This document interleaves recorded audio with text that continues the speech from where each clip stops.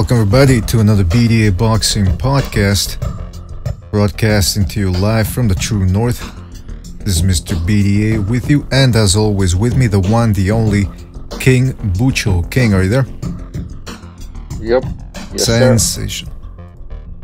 Now listen guys, let's get down to business. If you want to join us, you know the drill. Google Hangouts, instant message, email address boxingdebate@hotmail.com. That's boxingdebate@hotmail.com. Keep in mind though, lately we've been having full houses when it comes to the Hangouts, and we really, you know, if there's 9 people there, something happens with Hangouts that the signal starts to fall off, or the connection, or whatever the fuck it is, and so we can't really have that many people. Just part of the business, I guess, but that's how it goes. Lots to talk about this evening. A lot of boxing this Saturday. A lot of boxing in the news as well. So we might as well get right down to it and crank it up right now. I don't know where you are. I really don't care. As long as we talk a little boxing. Shout out to everybody in the chat room. Pavel, Kachnello, Dr. Steelhammer, Mr. Coxey, Brandon White, Aaron Kuko.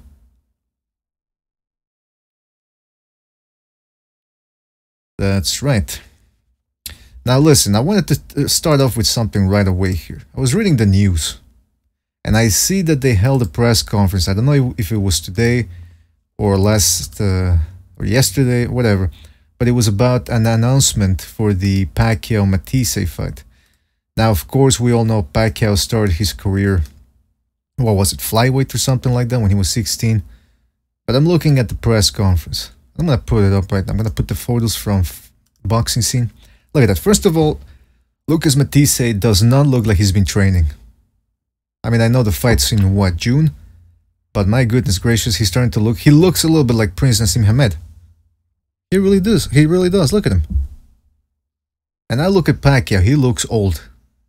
Never thought I'd say that about Pacquiao. He always had those boyish looks, and you know, they say Asian people always preserve themselves very well. But I can't help but see Pacquiao as an old man now. And I know he's not really old, but you get what I'm saying here. And there's more pictures. Hold on a second. There was more. Pacquiao wants to prove he's not done with Matthysse. No, that's not it. Who was it? Kovalev, Pacquiao, Golovkin, Iron believes Golovkin-Martirosyan.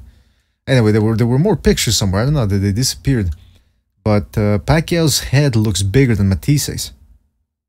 Now keep in mind, Matthysse is... oh, here we go, photos. Haha, face to face. Keep in mind, Matthysse is... I thought he was going to be the bigger guy. And yes, he looks a little bit taller, but look at Pacquiao's head.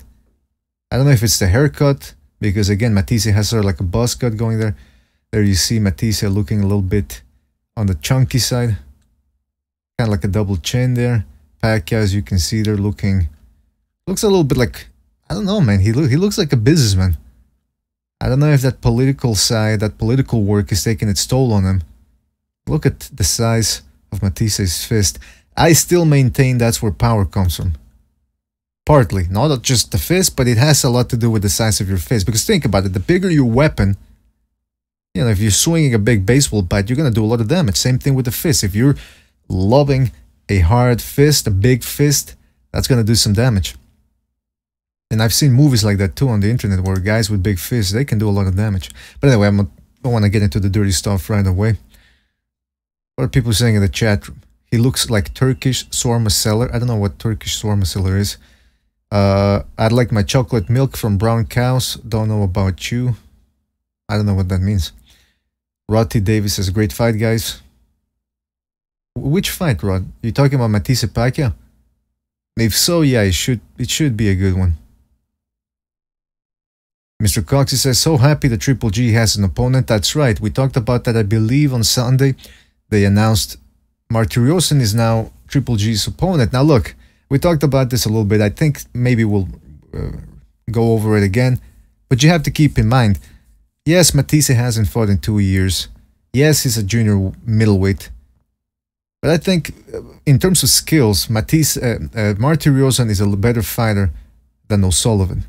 O'Sullivan's more of a calm forward fighter, and unless you have a lot of power, just coming forward as Golovkin isn't really going to cut it. You need a couple of skills, and that's what Martirosyan brings to the table. He can move, he can punch pretty good. You know, he's not that big a puncher, but he can get his respect. So I think that's as good a fight as could have happened last minute. Speaking of last minute, also, there's an imminent announcement about Badou Jack versus Adonis Stevenson. And yes, I'm just as perplexed as you, because it seemed like that fight was announced a long time ago. And apparently it wasn't official. And as we saw a week ago, I think, or 2 weeks ago, Eleider Alvarez, who had stepped aside initially, all of a sudden decided he didn't want to step aside and he wanted to get compensated. So here we are, about a month away from the fight, and it's only now about to be announced as official. Oh, yeah, that's the way some people want to do it. You know, that's fine. Maybe it's a tactic to keep us on the edge. You know, keep us under suspense. Keep that suspense going. Quite frankly, I think it's a little bit too much, and I think it's bordering on the disorganized. But hey, people are gonna do what they want to do. Martirosyan beat that Cuban runner, says Pavel. Mr. Coxey says, I heard Roach is still part of the Pacquiao team. Pac just trains with Buboy. He better not eat like Buboy, otherwise he's gonna end up looking like Matisse did in that press conference. Aaron Kuka says, running death squads on drug dealers is starting to age mighty fast. Yeah, man, listen, killing ain't easy. You know, it's like Barnes said in Platoon. What you boys think you know about killing? You're talking about killing, are you? You know, it's not as easy as it seems to kill somebody. Recognize the Matrix. Shout out to Recognize. Says, thanks, BDA and Busho should be calling in 10 minutes. Mr. Cox, he says, do you know anything about that? Pancho Pantera is the best chocolate milk, says Cachinello. Shout out to Cachinello. Boxing Style says, Alvarez dug Triple G tactically. I think Alvarez just screwed up, man. And by the way, speaking of Alvarez, of course, I don't know if you guys heard the news. He's been suspended now. He's been handed a 6-month suspension by the Nevada State Athletic Commission. You tell me, guys, 6 months. Too much? Not enough? Because I'll give you my opinion. When I heard 6 months, I thought, that's it. We're testing positive for clenbuterol. Pavel says, I don't know what to think about Roach. To be honest, Canelo shouldn't think about Triple G fight anymore. He's suspended for next year, not this year. What?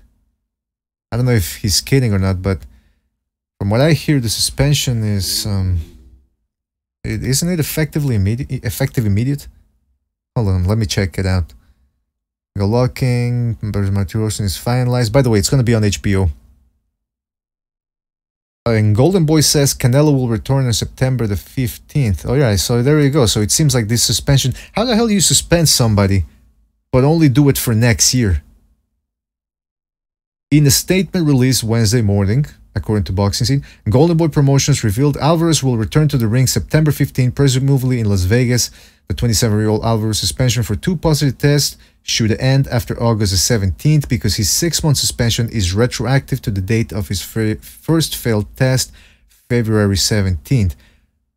Now, when they say that, does that mean that it's February 2 months? So that means it's like they already count 2 months? Is that what they're saying? That he's got 2 months in already because it's on from February. I think that's what it means.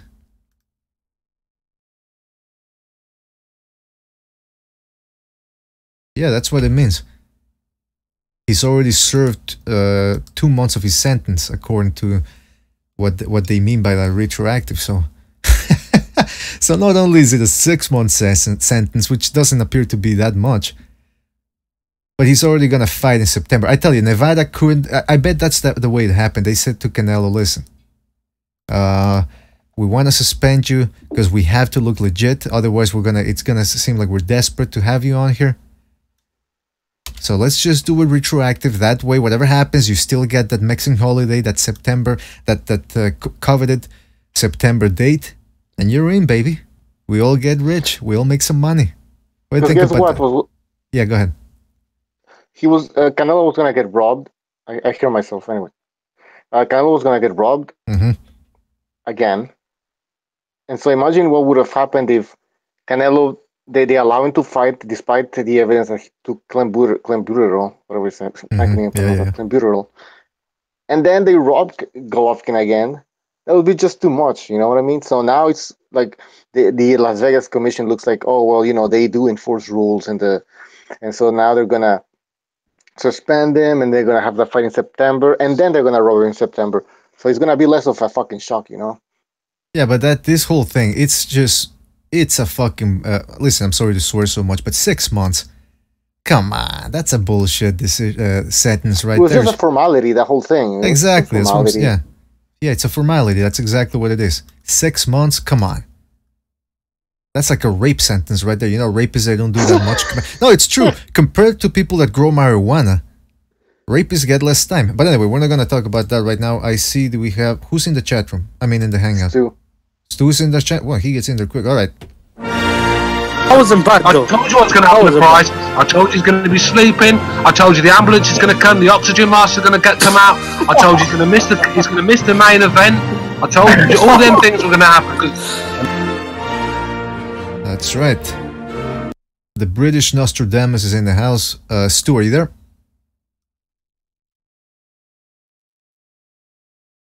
Calling Stu. He's probably taking a piss or something. Alright, why does it always have to be something like bodily function with you? Every time somebody says not there, it's like, oh, he's probably taking a piss or he's probably taking a shit. Well, this is a family show. Yeah. This is a family show. I'm gonna go all that reporter. Remember that reporter that told Tyson Fury, like, there's women and children here. Can't you talk without garbage coming out of your mouth? And then he goes, listen, motherfucker, if you don't like the channel, if you don't like the, what was it, the content, change the channel, bitch. That's the way it's got to be done. And first of all, look, who watches a press conference? Like, do children watch? Yeah, the mother with the children and the whole family, they're watching fucking Tyson Fury in a fucking press conference. Are you serious, man? That's what I want to ask Stu when he comes in. Like, what's up with the media over there in England? They act so sanctimonious. I mean, I know reporters do it all over the place, but in England, it just seems like they love to. Remember that little chubby guy too that was asking Billy Joe Saunders how he, like, a real passive-aggressive question, like, how does it feel to know that your whole country is against you and blah blah blah, and then Billy Joe Saunders just goes. Yeah, I've noticed. Yeah, the British press looks like a real fucking garbage. I know they all are, but they look like the Sun newspaper and all of those. Like they're what's the word? Those, they're not serious. No, they're mostly, you mean, the word is tabloid type journalism. Tabloid, yeah, exactly. That's all there is in Britain, I think, man. I mean, remember Wayne Rooney, the soccer player, football player? Right. They were attacking him, and then they were fucking writing articles about how ugly his sister was and stuff like that. Like, what the fuck is this, man? Yeah, they don't do that here in North America, but I mean, they'll push other types of narratives. X is in the chat room as well, saying, BDA, you are the man. That's right. X likes me, man. He I don't know. I kind of like shocked that he likes you. Yeah, me too, man. I mean, I know there's a lot of people or he likes me too, apparently. The LDBC that don't like this show, and I don't know why. Maybe it's because some of the people we have on. But look, we want to have all types of people, and we had X on here. Just speak your mind, and look, this is the point of the philosophy of the whole show.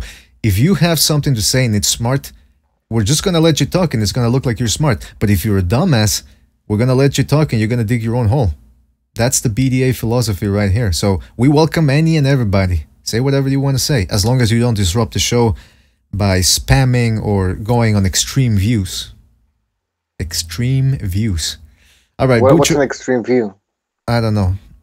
Well, I mean, extreme view is like if you say, like real extremist type shit, like inciting violence and all that. We like to have the opinion here or follow the rule of that you can't yell fire in a crowded theater. Anything that's going to incite violence or something like that, or a call to violence. Sorry, we don't.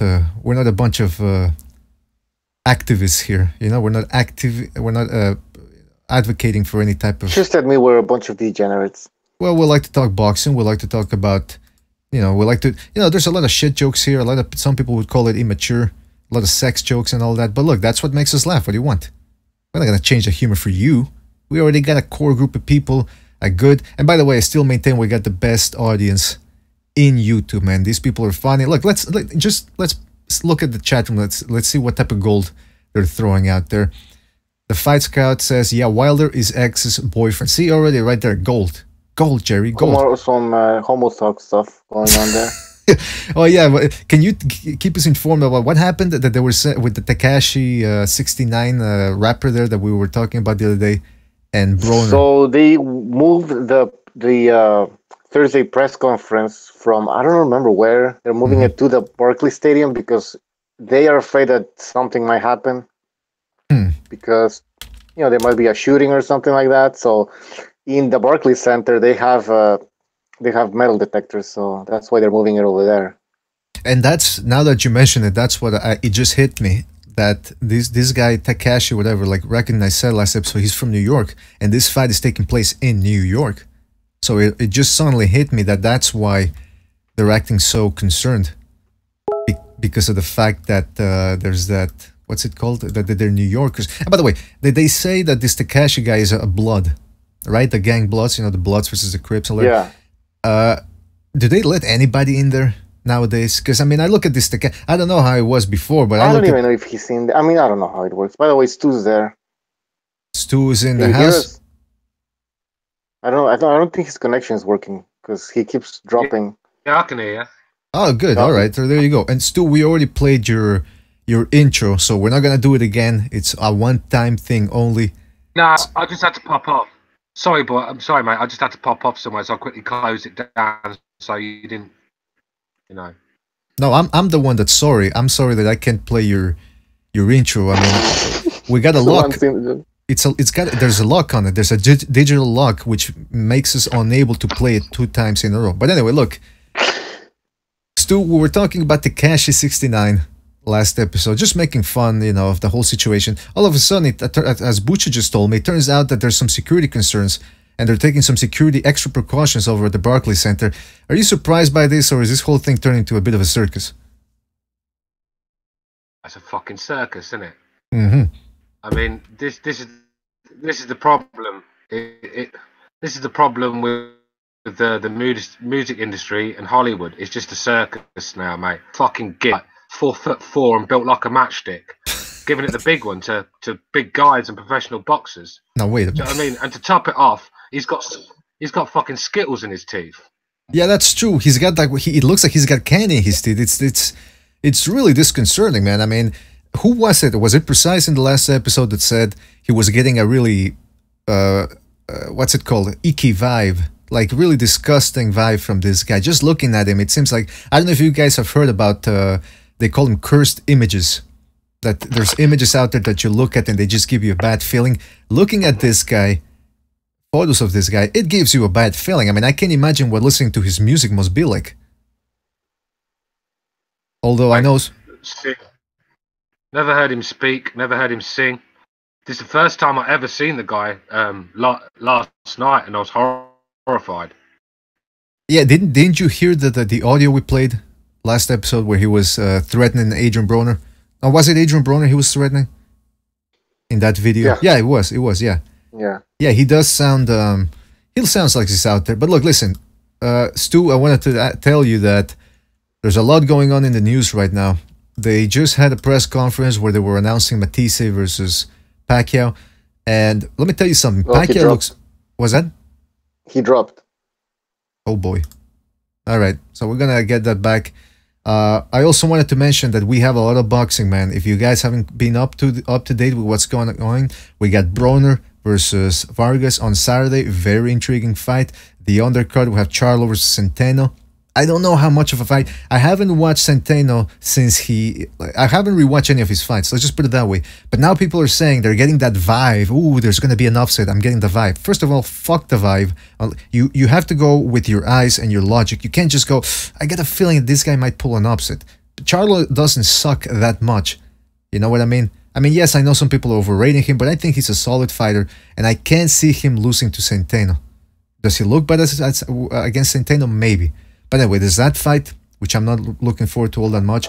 And then there's a bit of an intriguing fight between Gervonta Davis taking on Jesus Cuellar. Now, Cuellar is a strong guy, but he was strong at featherweight. He's moving up right now.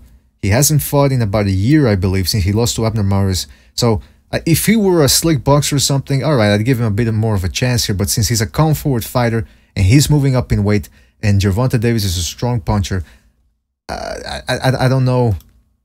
I don't know how much of a fight he's going to be able to give Gervonta Davis. But then again, Gervonta Davis has demonstrated he's not the most consistent guy out there. So if he ends up looking bad in there, or he wants to go to war against Cuellar, it might turn into an interesting fight. Then, of course, we have Amir Khan taking on Khan-LoGreco. Very intriguing just to see what Khan has left in the tank, setting himself up for a potential showdown against Brook, or maybe against some of the other top 154 pounders. 154 pounds, shaping up to be a nice division. A lot of activity going on there, so we're sure to get a clearer image of who's the best in that division. And then, of course, we have Carl Frampton against Tete-Narvaez. In my view, it's between that and the Broner versus Vargas fight. Those are the ones that I'm looking forward to the most. And then, of course, it's on the undercard of Frampton-Donaire. You have, what's it called? Solani Tete taking on Omar Narvaez. Narvaez is the veteran. He's 42 years old. He pulled a bit of an upset in his last fight. And Tete, I'm pretty convinced this guy's got pound-for-pound potential. He's building a solid resume so far. I don't think he's pound-for-pound top 10 pound-for-pound yet. But a Narvaez win, depending on how Tete beats him, should continue propelling him towards the pound-for-pound echelon.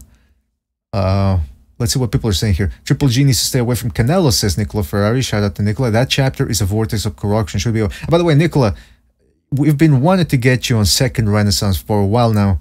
I know you live in Europe, so let us know in the chat section or in the Google Hangout. Send us an instant message when you can make it in there, because Precise was talking with us on instant message on Google Hangouts, and he had some interesting ideas for Second Renaissance, and we wanted to involve you in that. So, Stu, are you back? Yeah. All right. Cool. Yeah, I was just. My signal is saying excellent. So if I'm cutting out, I can't do anything else. I know Brandon. I apologise. I know Brandon White's going to get upset and probably throw a tantrum and probably go and beat up his mum or his dog because my signal is poor. But what can I do? Well, I think he's obsessed with you, like borderline homosexual stuff. I think. Okay, now wait a minute. What's yeah. It's have you ever seen Fatal Attraction? Well, I'm Michael Douglas and he's Glenn Close. I've told you many times, I am not gonna stand here and let you guys badmouth our audience. We have to have some respect. But yeah, you're right. Glenn Close. No, I'm kidding. I'm only playing. Like I said, he gives me enough shit as it is. But you know, I do apologise to everyone. I know it ruins the show sometimes when I'm cutting out and fuck. But what can I do? I mean, nah, don't worry about it. Don't worry about it. Just ignore it. You know, that's what, like, when people tell me, "Oh, BDA, you got problem. You know, you're an asshole. You're impolite. You're a backstabber," and I just ignore all that thing, and I look at myself in the mirror and I say, "BDA, never change. That's what you got to do in life." Now, listen. I was talking about Pacquiao versus Matisse. Pacquiao's head, Stu, it looks bigger than Matisse. And Matisse, by the way, just to give you an idea of how he looks compared to Pacquiao, Matisse is starting to look a little bit like Nassim Hamed. In that conference, he looked chubby. He looked like he hadn't been training. And still, Pacquiao looked bigger than him. What do you think is going to happen in that fight? Do you think Pacquiao is bigger than Matisse? Or? I think Pacquiao's stockier, more musclier, height. I think Matisse might be a bit bigger height, but everything else, I think Pacquiao's a strong, established 147 fighter now, you know, and Matisse's not. Yeah, that's true, man. Pacquiao has, and he has those calves too, heavyweight calves, and I don't. Matisse. Why good chin because of his calves. That helps. Yeah, I do believe the legs help you stand up, and they're like your anchor. You know, they anchor you in there. Also in the news, apparently, believe it or not, Jack versus Stevenson is still not official. They're only about to do it this week. They're planning on announcing it officially, which I thought it had been official until Eleider Alvarez stuck his neck in and said, hey, you know what, guys? How about you give me a couple of more bucks to step aside? This is disgusting. I don't know what's going on with the way they're organizing their stuff. But that's the thing. Oh, and by the way, before we continue about this, we have Recognize the Matrix on the line. Don't get fooled when they tell you that the crime rate is down in New York. Every time I watch the local news, they're always talking about, well, there was a stabbing here, there was a stabbing there, there was a shooting there, but the crime is down.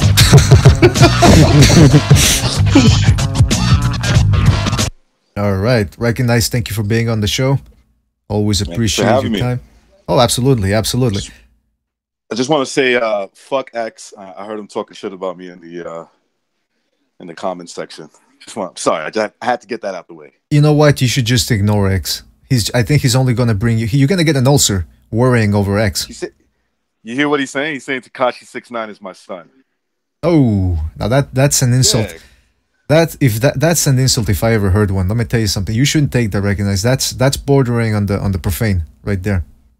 Exactly. But I had to get that out of the way. What's up, guys? What's going on? Well, good. Nothing. We're just talking about how Pacquiao's head looks bigger than Matisse, even though Matisse is the taller guy at least. And also Badou Jack versus Donnie Stevenson, still not official. They're only going to announce. I was hearing you talking about that. Yeah, that's crazy. It is official, insane, man. Absolutely insane.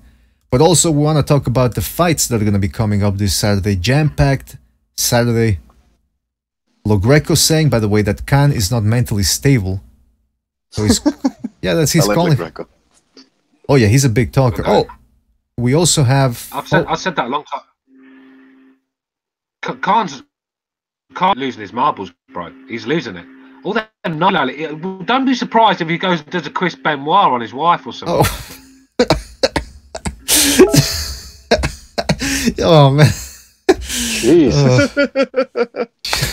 If he does a Chris, if he does, but hold on. But hold on, I'm curious. What has he been saying that makes you think that? Like, give me some examples. I mean, fuck's up. Oh boy, yeah, we got some connections issues there too. We can't hear you. I'm not cutting out. I just said where do we start? Said. All right, for two things. MB just subscribed. Shout out to MB. And yeah, you were cutting off. Hey, did we mention the Kovalev against Alvarez fight? No. Well, hold on a second. We're trying to establish this connection here. Oh, I was giving some time to recover there. Alright, so I'm not sure if you thought I was cutting off, but well, 2 words. I just said 3 words. Where do we start? Fucking else, do you learn to count? But yeah, I mean, Khan's clearly delusional. I mean, everyone knows it. Everyone's been saying it for years. The guy's got. I mean, the guy was calling out Gennady Golovkin for fuck's sake. That tells you that's a mental illness straight away, man. Yeah, I mean, Khan does sound a little bit like he's a bit he's out there. You know, he used to drive like a madman, from what I hear. But then again, he was 19 when he got into that accident. So, I mean, I don't know. And by the way, yeah, Bucho, what did you want to say about Alvarez? Yeah, I was changing subject. Sorry, talking about the Sergey Kovalev against Alvarez fight that's gonna take place in this summer. Now that's interesting because Alvarez is with the PBC. I thought he was gonna fight. Go ahead. No, I'm sorry. I thought he was gonna fight Brown. Yeah, that's what I heard. No, I read that in the Quebec French news site. Montreal, what's it? Journal de Montréal, man. So that's official. And you know what? It's funny how they say that it's Stevenson that was docking Alvarez this whole time. So yeah. Yeah, the Canadian press must have some other type of inside information there. I mean, because it seems like Alvarez was the one that was keeping, that was continuing to take step-aside money. But Alvarez versus Kovalev, which one do you guys think is better? Alvarez or Kovalev versus Brown? Oh no, this fight is way better. Yeah, because Yeah, because I think it's I don't know, Brown. I like Brown, and I don't like Brown to win, but thought it would have been a better fight. now do you say that because of the styles, the talent, Yeah, or southpaw, big, 6'2", right? Some shit like that. He's a big light heavyweight. Mhm. He has a bit of an awkward stance for a southpaw. Stu, what do you think? Do you think Kovalev Alvarez is a better fight than Kovalev Marcus Brown? I think I prefer the Brown fight, to be honest with you. Kovalev's in a position now where I think it's a matter of time before he gets beat again. I don't think he's at his best. I think the alcohol's took its toll, that's for sure. And his last performance just didn't impress me at all. So I think Kovalev is sort of there for the taking. I don't know, man. I mean, I think he looked pretty good in his last two fights. I mean, yeah, I know his last fight he was fighting a real bit of an unknown guy, light puncher, and he couldn't drop him or anything. So I think that's why people are sort of saying that he's on the down. And yeah, he's on the slide because he's 35 now. You don't get better as you age in terms of boxing, but still a pretty tough guy. Now, as to whether Alvarez is a better opponent than Marcus Brown, he's a flasher type guy. But I like Alvarez's resume better. He's got Bute, he knocked Bute. He beat Jean Pascal, outboxed him. He also had a tough fight against Chilemba, but he came out the winner. So, in terms of resume, I think Alvarez deserves this fight more than Marcus Brown does. Yeah, and he's been the _1 contender for I don't know how long for the WBC title. So, I mean, get him out. I mean, let's see what happens. Let's see if Kovalev is actually in the decline, or maybe it's because Kovalev is not motivated anymore. Who is he fighting? You know. So that doesn't motivate the guy. I think the motivation was sucked out of him with the Andre Ward saga. I mean, he even said he didn't want to fight Andre Ward again. He goes, "There's no way you can beat him. The only way you can beat the guy is sleep him." And even then, they'll find a way to give it to Ward. Do you know what I mean? I agree with Stu. I think that Andre Ward fight took something out of him, man. I mean, maybe physically, but more mentally. You know, dealing with the corruption. It could, you know, when you're gunning for like that kind of name and you lost officially twice to them. It doesn't help as well. It doesn't help when you clearly win a fight, you get robbed. Everyone can see it. Yet Andre Ward, who's going around the internet telling Kovalev, "Oh, get over it. You got beat. You know, you deserve to get beat. I won that comfortably." I mean, the guy is so fucking delusional. I wonder, fucking Kovalev lost the plot. I mean, Andre Ward's a piece of shit, isn't he? Yeah, we've been. Son of Satan. Was that? The son of Satan. The son of Satan. Yeah, that should really be. I mean, the guy, I've said it before, he does not look or sound like he's a good guy. They should have called him Damian Ward, not Andre Ward. Oh, Damian Ward. Now, hold on. Yeah, people don't really like Andrew Ward. I wonder how he acts around fans, though. Because, you know, if you ask him for an autograph, this is always, if depending on how a person reacts to an autograph, it usually tells you a lot about how they're, what type of person they are. I mean, I know there's exceptions, but I don't know, Andrew Ward. You think it's his, like Boxing Kill is saying, do you think it's his Irish side that's making him mean? Because he's half Irish, right? BDA hates the Irish. No, I don't. First of all, that's not true. That's Gaia 500. I never said anything about... He's Black Irish. He's Black Irish, right? Oh, right. Black Irish. His father was a Black Irish, from what I heard. Well, yeah, the pictures that I've seen of his father, the father has white hair. No, his dad's a white man. Yeah, well, we know he's a white guy. Yep. He's a white guy with a moustache and a fucking 70s, 90s. Last time I seen him, he had a 70s porno star hairstyle. So I mean, he looked like fucking looked like Don Johnson from fucking Miami Vice sort of thing with a moustache. Do you know what I mean? So he's definitely not a black dude. Yeah, Stu's dropping the references to all over the place. Chris Benoit, Don Johnson, Miami Vice. I was more of a MacGyver guy myself, but anyway, that's neither here nor there. What were we talking about? Alvarez, Kovalev, Andrew Ward. Oh yeah, Kovalev didn't. Yeah, Kovalev, I think he got a bit of, you know, the fact that he gets And by the way, let's put it out there again. I hate to revisit this, but the fact that Andre Ward won the first fight, I thought Kovalev should have won it, but I thought it was a very close fight. I don't see when people say, "Oh, no, Kovalev got robbed." It wasn't a Whoa! Very close fight. What are you talking about here? The first fight was close, man. It was very close. No. Yeah. Very close. Yeah. I'm sorry, man. Kovalev won that fight. I know he won, but I said it was close. I mean, the problem with Andre Ward. The problem with Andre Ward, when you fight Andre Ward, yeah, if he gets 2 or 3 shots on you, decent clean shots in a round, he's won the round no matter what. Yep, fucking Las Vegas, man. And because he's supposed to be the boxer, and because Ward's supposed to be the guy that's gonna, if he loses, he's gonna lose by getting knocked out. You know, so there's already these preconceptions.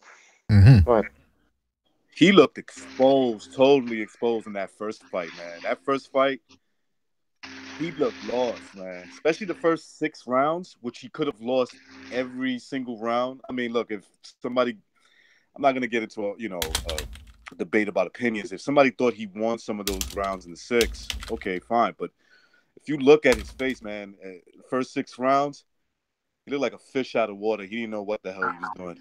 And there was a knockdown in the first 6 rounds as well. So I had him 6. I had Kovalev 6 up after 6 with a knockdown as well. So no matter what Andre Ward did after that, he couldn't win the fight. But he was getting rounds for basically doing barely anything, and that's what my problem was. Kovalev slowed down. Obviously, he slowed down. His stamina issues kicked in, and he started to look sloppy in the later rounds. And he definitely emptied his tank. But I still think Kovalev had a big enough lead to go into that fight comfortably, thinking, well, if I lose all the rounds from now, I'm still going to win. But when the scorecards, I couldn't believe what I was fucking hearing, man. I couldn't. Let me tell you, people in the chat room are disagreeing with me. That's fine.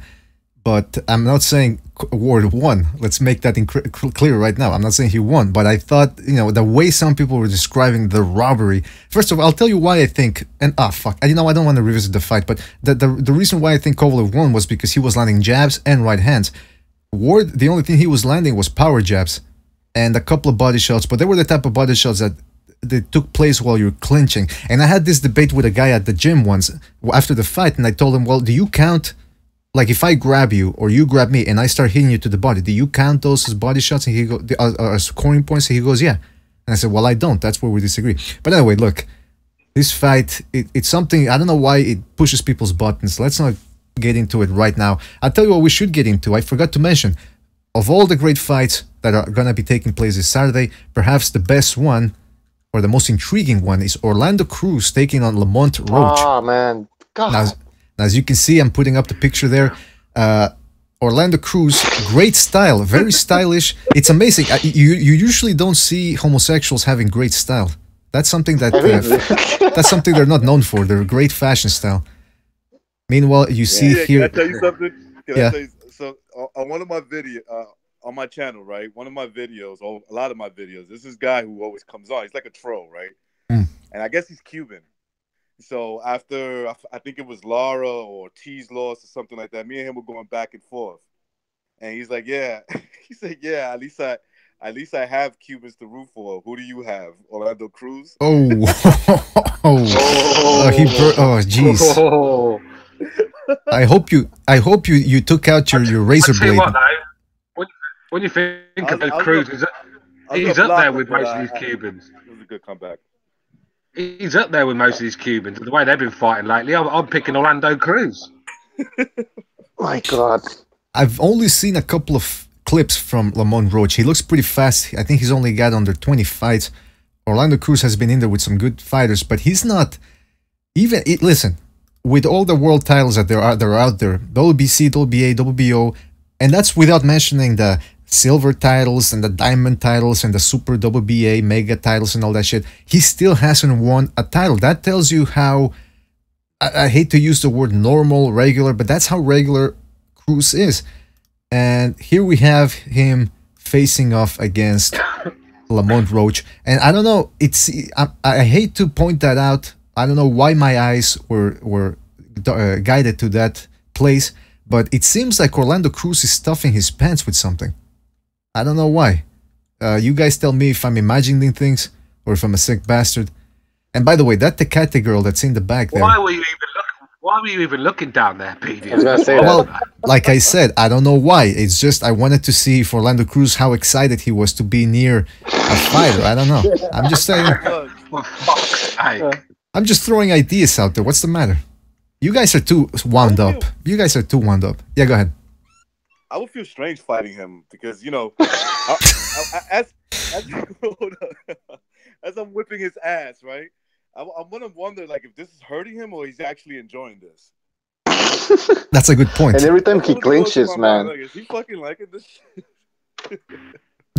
I mean, if you know what Broner, you know when Broner did that got behind Madonna and did that sex move on him. Can you imagine if Broner had done that to fucking Orlando Cruz? I mean, he'd enjoyed that one. Yeah, I think Orlando Cruz is so gay. He's the only guy with an asshole that self lubricates. Let's just put it that way. And by the way, some people in the chat room are saying, like Oasis says, BDA, I will unsubscribe if you don't apologize to the Irish. I didn't say anything about the Irish. I said that they're tough. They're tough people. No, I think because you said Andrew Ward is Irish. Oh, he took that as an insult. Yeah. Well, I don't know what to tell him. He's half Irish, though. Yeah, he's half Irish. Half Irish. He is half Irish. That's what I said. He is half Irish.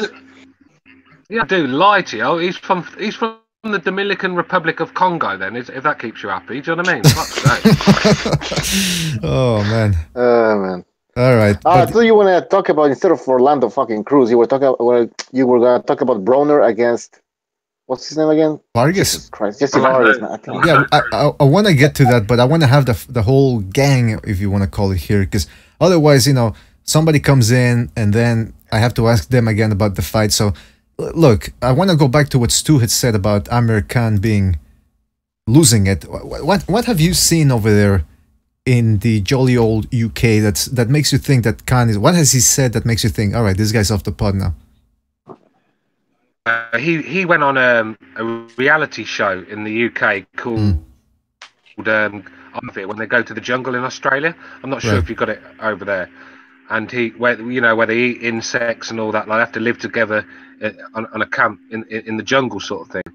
Mm-hmm. And the signs.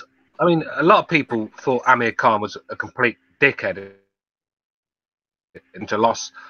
Very good with a lot of people. He was a snitch. He was going behind people's backs, backstabbing. That's not obviously signs of mental illnesses. But the guy has turned from a half decent guy that I used to like to a bit of a piece of shit. And over the years, I mean, some of the comments he's been making.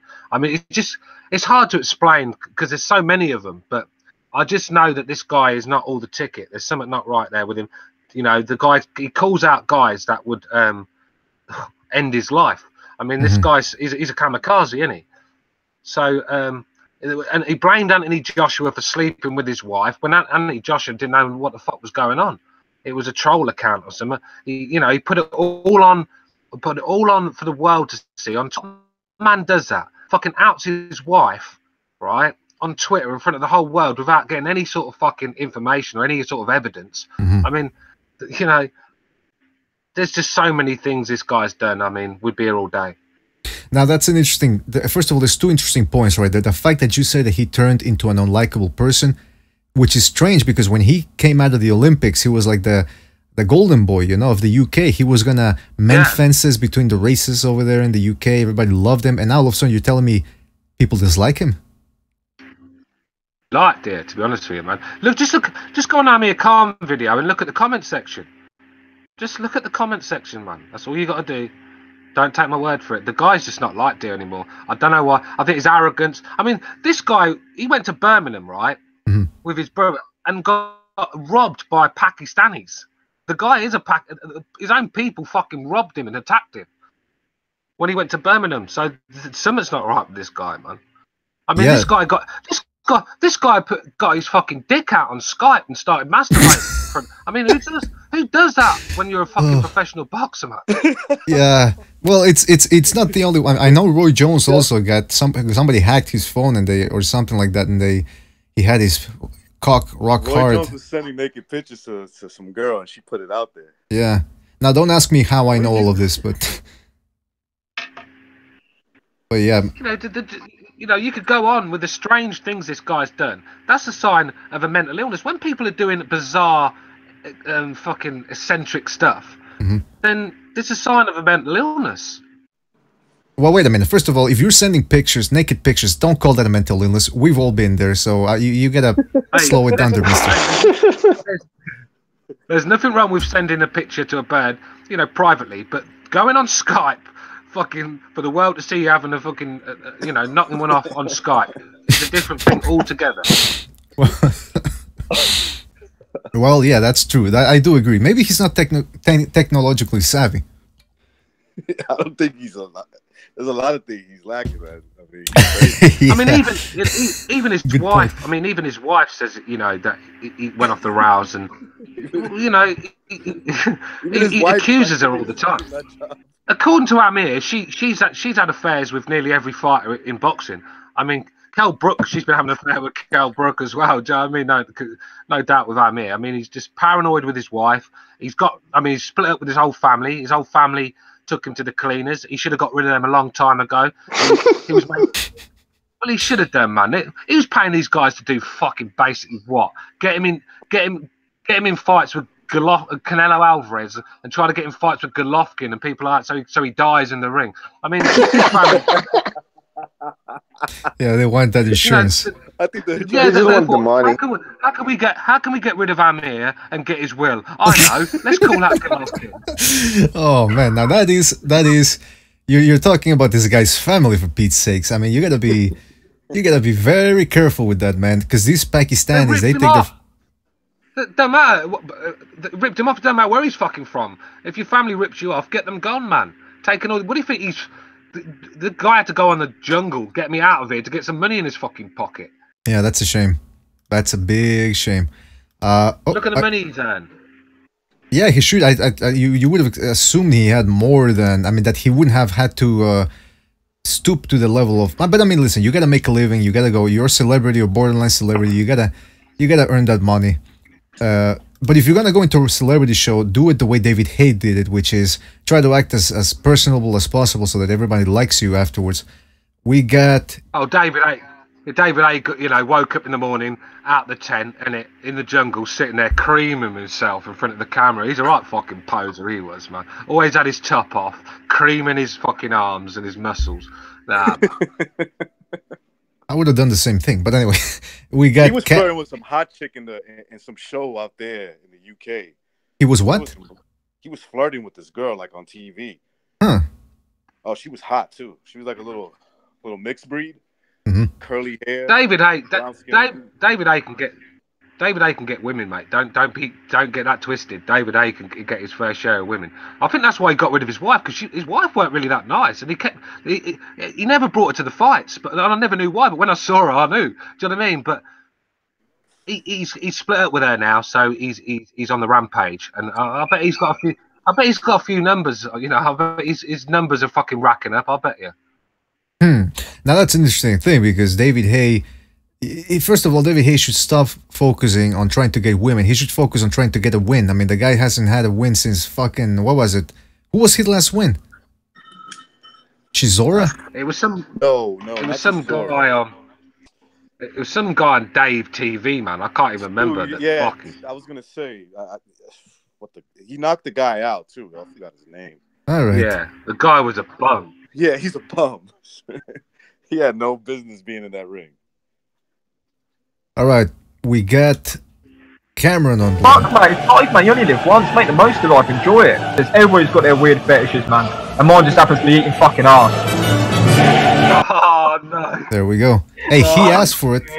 He asked for it. Man. Cameron, you got what you wanted, bro. You got what you wanted. Yeah, man. Epic intro, bro. Epic. There it is, Cameron. Bucho, who made that intro? Me. There you go. So, there you go, Cameron. Hope you like it. We can't change it anymore. Sorry, man, I've just literally jumped off one podcast to come on this one, man. I did a fucking video earlier, man. I've been fucking boxing all day. Oh, which podcast were you on so we can listen to you?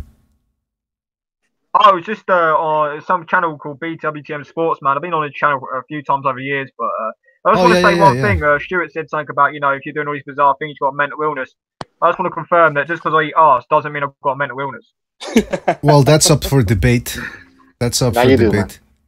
Yeah, that's not that. Yeah, that's a sign of a mental illness. Yeah, man, it's good to be on the show. All right, good, dude. Good to have you on as well. And yeah, we're talking about what we're talking. Yeah, Amir Khan, and that according to Stu, Amir Khan is sort of. All right, well, yeah, he's sort of losing it a little bit, but he seems to be in good spirits coming up towards this fight. I think I already asked you about this, Cameron, but just, you know, last thing here. Are you still sniffing an upset between LoGreco and Khan, or are you going with Khan?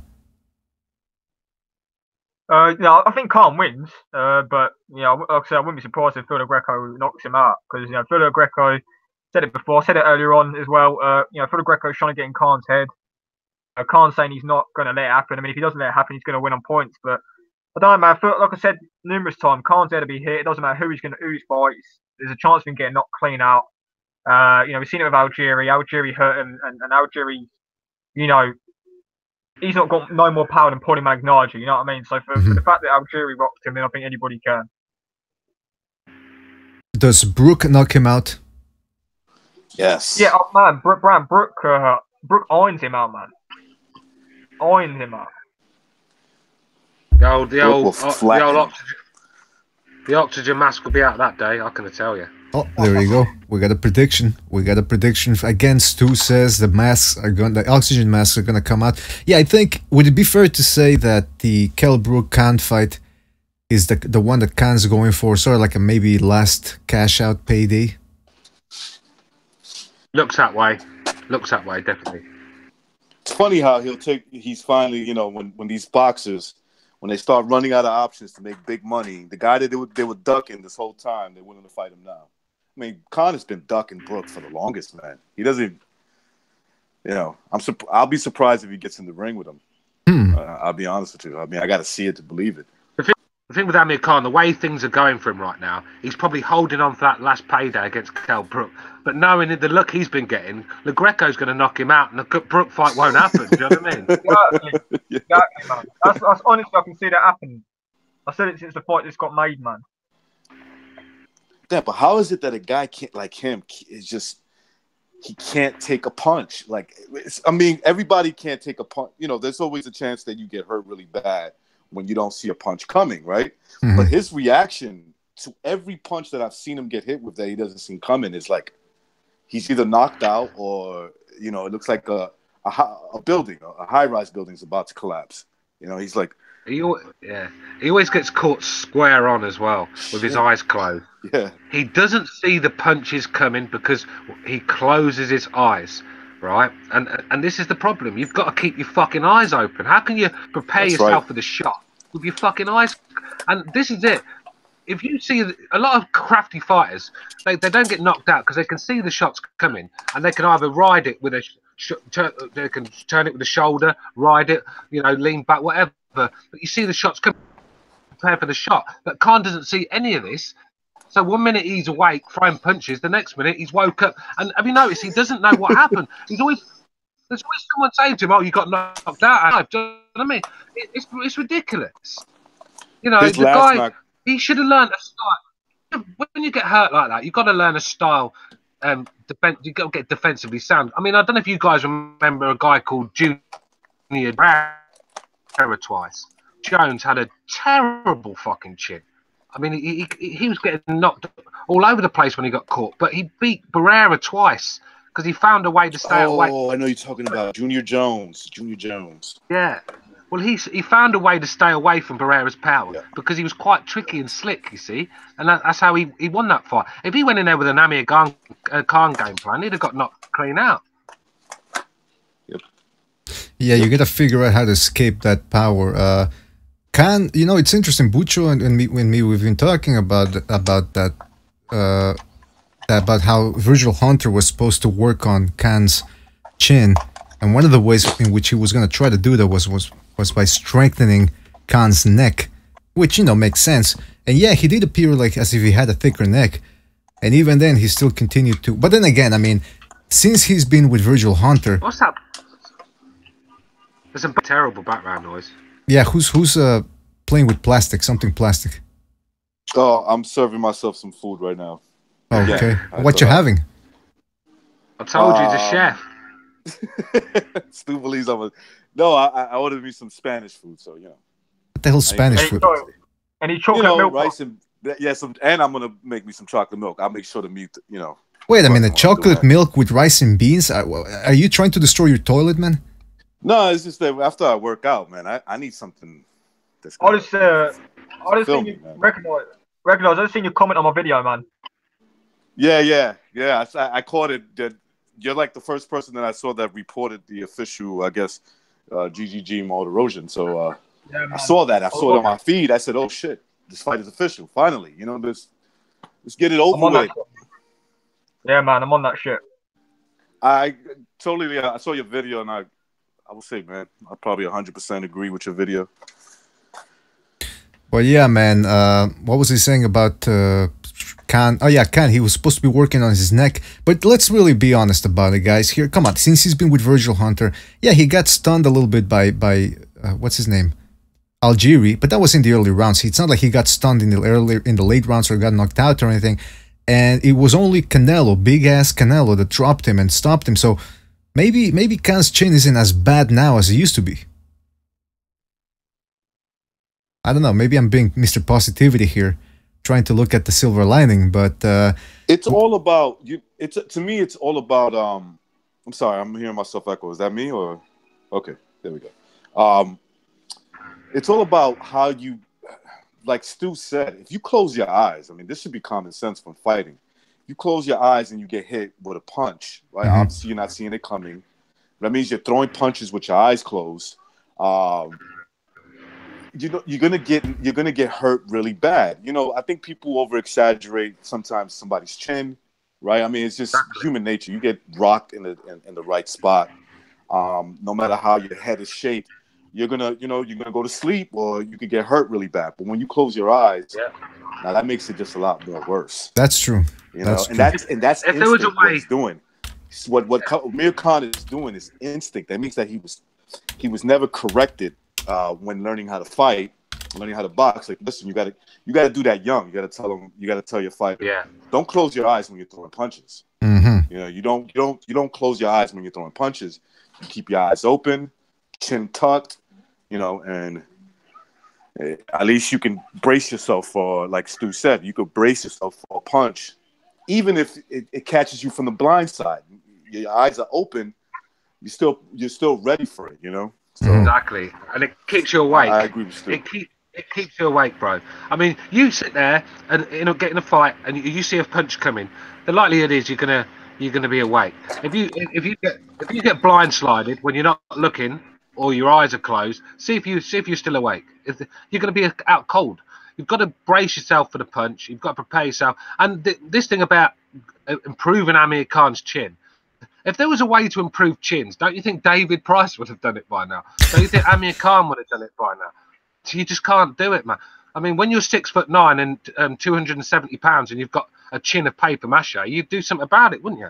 That's true. That's true. I mean, but I do think I stand by my question. I mean, maybe Khan's chin has been improved somewhat by the fact that he has strengthened his neck. But again, like you said, Stu, if it's bad, it's bad. I don't think there's much you can do other than either improve your defense or change careers, man, because getting knocked out cold like the way he's been. Yeah, the way he got knocked out by Canelo, you don't need that again. I mean, if that happens again, now you're getting on borderline, you know, being sadistic if you want more of that, you know. Because that's knocked out cold. There's a difference of getting dropped. You can't get up on on time enough to beat the count. Mm-hmm. When you start getting knocked out cold and you keep coming back for that, like Roy Jones was doing, you know, then you're starting to. You're gambling with your fucking life. You're gambling with your life, yeah. Because when the lights go out, man, one day the lights could go out for good. You know. So. Well, hey, listen, if you're gonna gamble with something, it might as well be your life. You know, fuck gambling with money. That's the only rush you really get when you gamble. That's it, man. And by the once, right? That's right, exactly. Well, that's what they say. But anyway, I want to mention we got Precise on the line. Precise on the line, yes. Dependent upon how you interpret the data. What's up with all the transvestites in Hollywood, though? Because if you're a postmodernist and you don't have any standards, you're always going to keep moving the goalpost, and you're never going to stick to your own standards because you don't have any standards. That's right.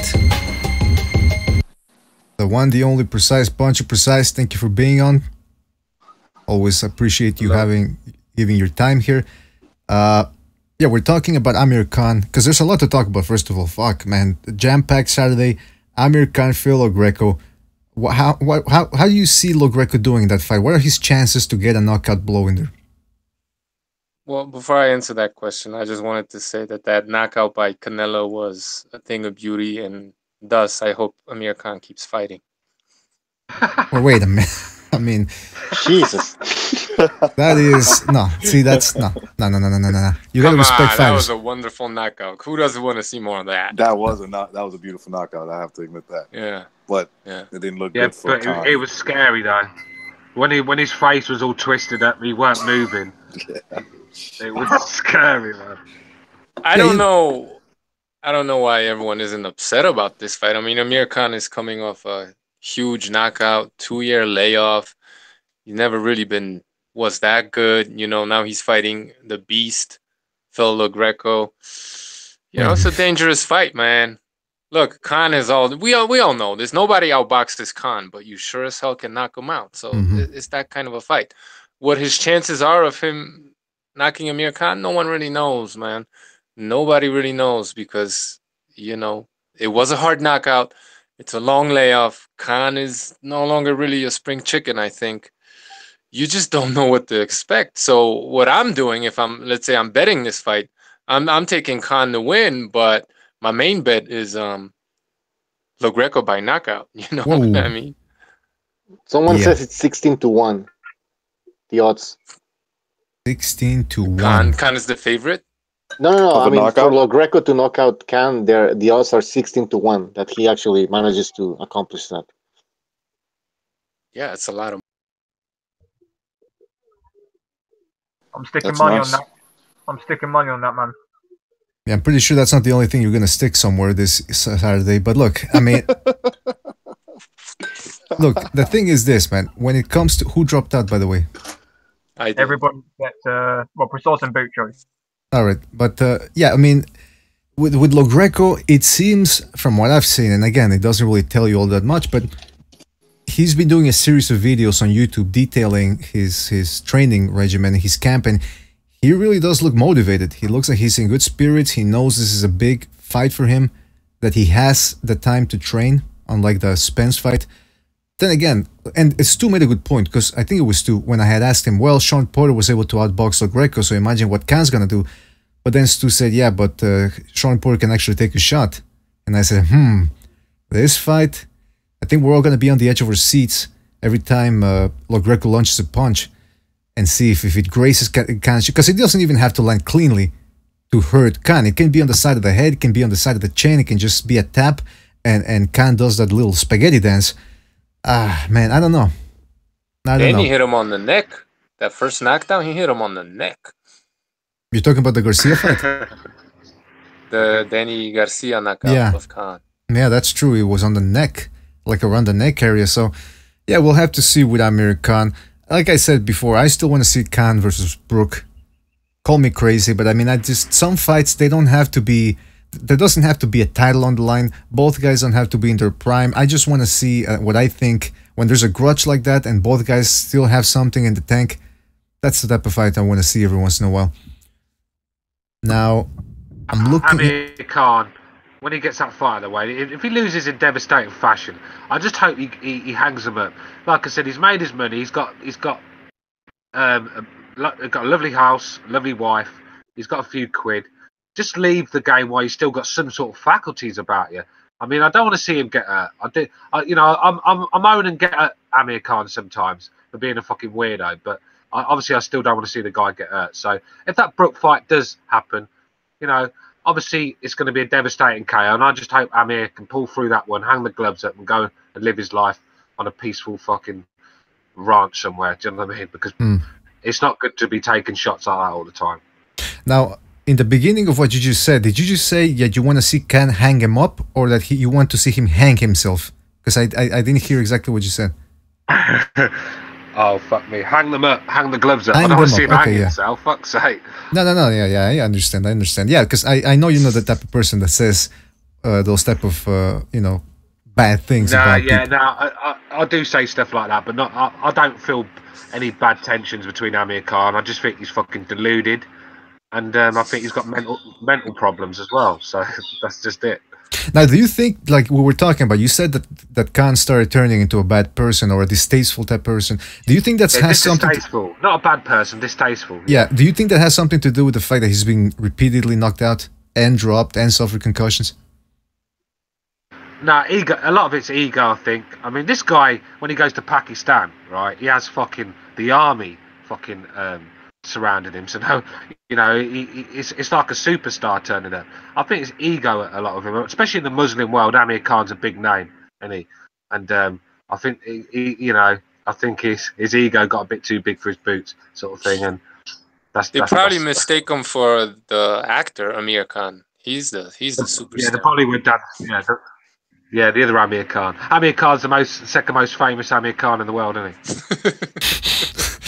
I didn't know there was two Amir Khans. That's interesting. Oh, dude, he's like a mega star, Bollywood hero. Yeah. Yeah, when you type in Amir Khan on Google, you got to put Amir Khan boxer. Yeah. Well, it's that other guy shows up. It's like 30 pages you got to scroll through to get down to Amir. Yeah.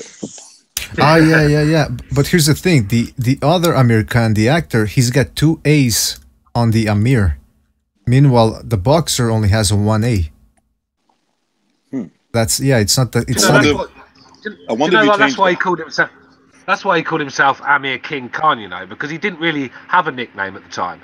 But he called himself Amir King Khan because when he went to open a Twitter account, he couldn't call himself official Amir Khan because there was already one on there, sort of thing. So he had to check. Yeah, so that's why he called himself Amir King Khan. It's ever stuck from there. That's interesting. So Pakistan versus India, they should make that happen already. They've been, both Pakistan and the nations I'm talking about, they've been skirting around the issue. Oh, we might nuke you. No, we might nuke you. Stop bothering us. Just make the fight happen already. Get it done. Been too long. Put it on pay-per-view. All right, so we also have some other interesting fights that we haven't talked about. We talked a little bit about Carl Frampton versus Donaire already, so I want to get to the meat of the issue here, and that is, of course, the big fight this Saturday, Orlando Cruz versus Lamont Rocha. No, I'm kidding. Now, talking about Adrian Broner versus Jesse Vargas. Who wants to go first with that one? Anybody got any thoughts on that one? Vargas. I got Vargas to win that fight. I know. All right. Yeah. It's at a catch weight, right? Good question. 44. I did a video on it, and I'm like, man, I hope I'm getting this right, but I've been hearing everybody saying a catch weight. Here's my thing. I think that the fight they're going to try to, and what I mean by that, I mean the people outside of the politics outside of the fights are going to do their best to give this guy Broner a chance to win this fight. That's why it's at 144. They could fight at 147, no problem, okay? But my thing is, sorry about that. My thing is, I think that we've seen this before with Porter and AB, and we saw how that fight turned out. I still think that at this point, Jesse Vargas is still good enough, even if the weight is an issue for him to get down to 144. I still say he beats him.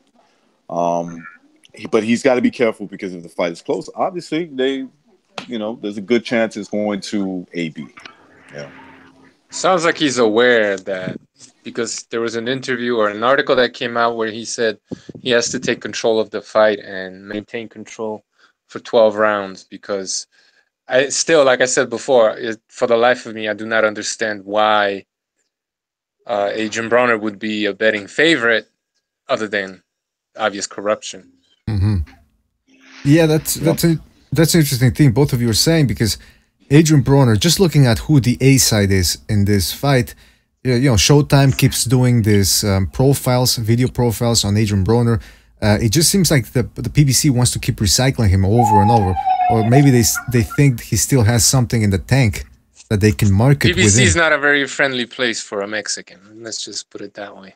Well, I don't know about that. They treated me pretty well when I was performing for them, during corporate gigs. So I mean, it's possible. It's possible.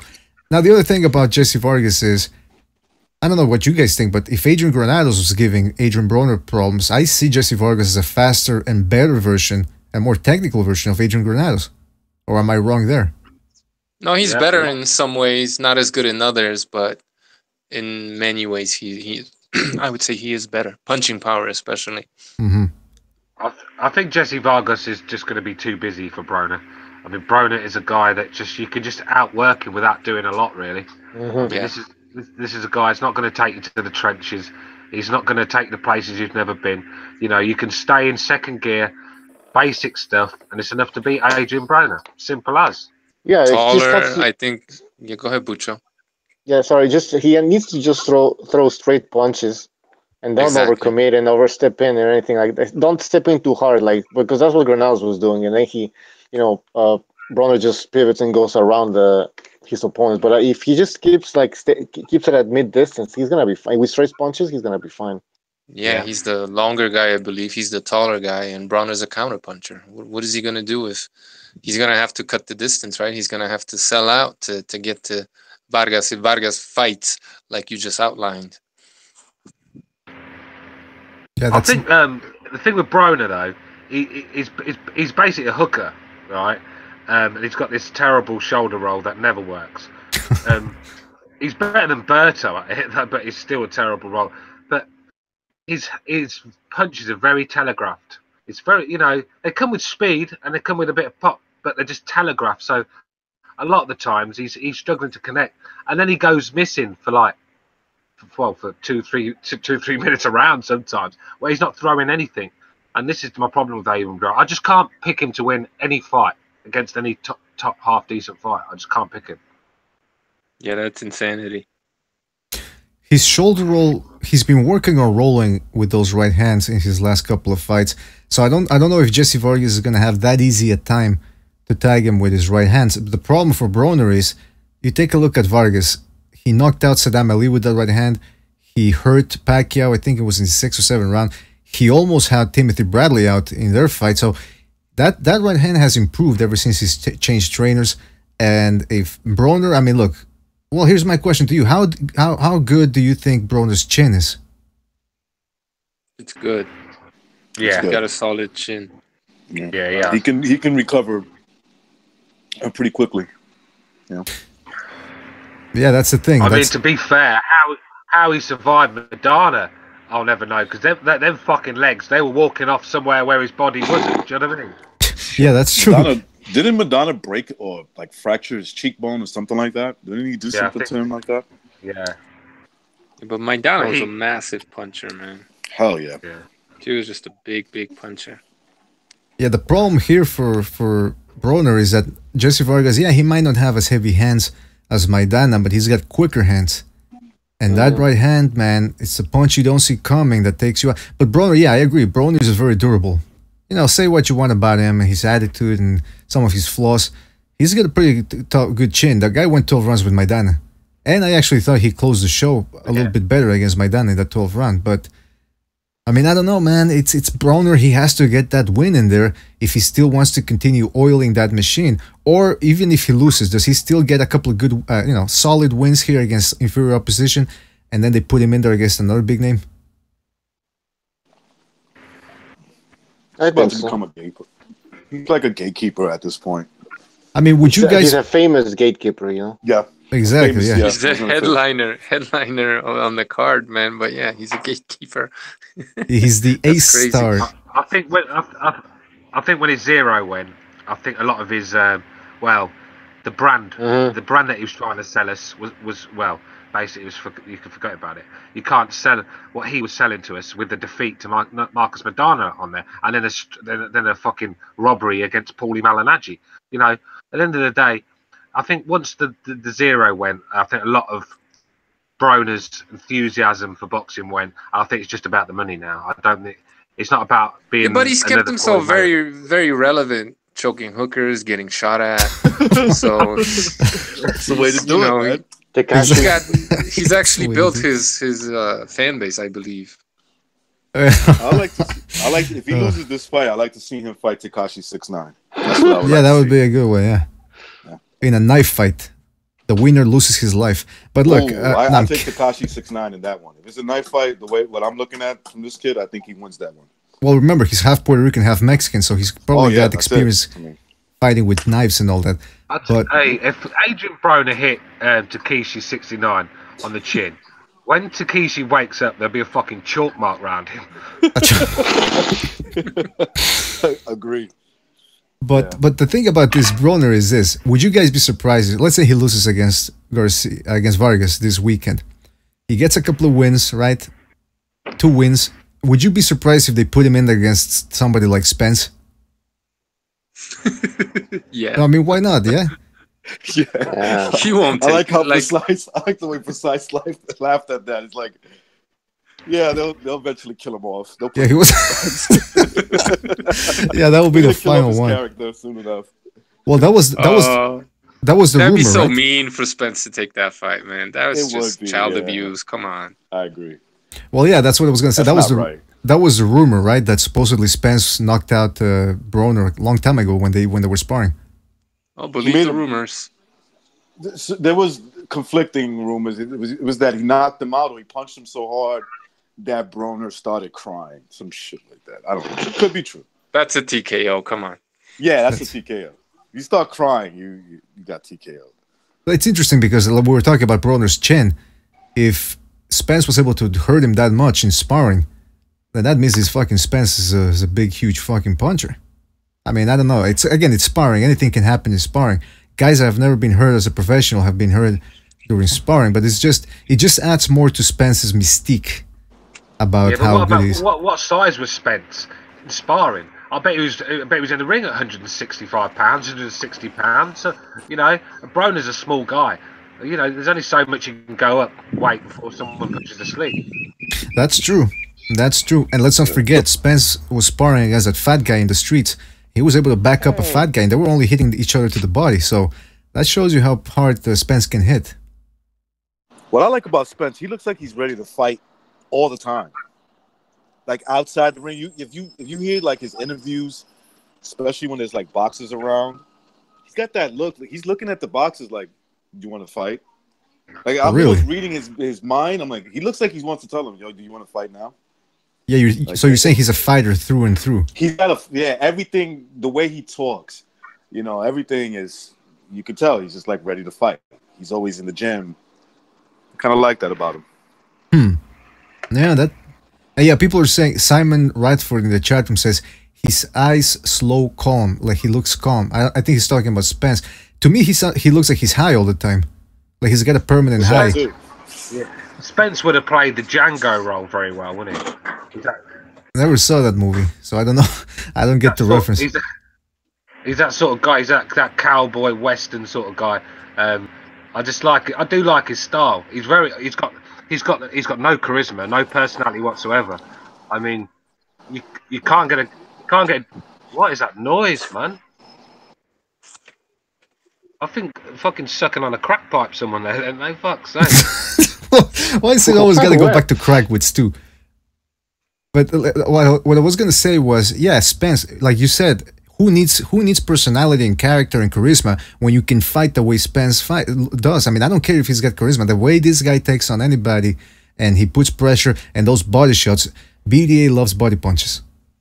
There's nothing that catches his mentality. BDA. That's what I'm talking about. His skills could get better. His mentality is just like, I don't know. I've seen him in interviews where there's other boxers around. He looks like he wants to fight them. Like he's always ready. He's like, why don't you guys take a swing? I'm I'll tell you what, right? Errol Spence showed a lot of fucking, he showed a lot of courage to come to England and fight Kell Brook. I have to take my hat off to him to do that. There's not a lot of American fighters in the Heyman camp that would do that. Do you know what I mean? So I think Errol Spence is the sort of guy that fight anybody. I really do. Spence, he said he wanted to fight 3 times a year. So he's obviously doesn't want to be on that PBC protection fucking program. Right. So that's already like showing me that this guy's for real, man. Yeah. He's not a diva. He's not a PBC diva. Now here's the thing. Thurman's the one that's looking a bit of the. He's the one that's looking a bit of the coward now. Where Thurman, he seems to want to hold that belt longer than Adonis Stevenson does. I mean, this guy's going around like Harry Krishna. Don't want to fight anybody. He gets injured. He gets fucking injured, right, on a constant basis. And I just don't know where Keith Thurman's going. I used to be a real big fan of Keith Thurman, but it's hard to defend the guy when he's not defending his title. And when Errol Spence calls him out, Errol's got away. When Sean Porter calls him out, Sean's had his chance. Sean's gonna have to get back in the queue. I mean, who does this guy want to fight? Please, someone tell me. That's a good fucking point. Yeah, Broner. He wants to fight. He wants to fight Adrian Broner. He's hoping that Broner wins, man. Exactly. But you didn't want any of Jesse Vargas.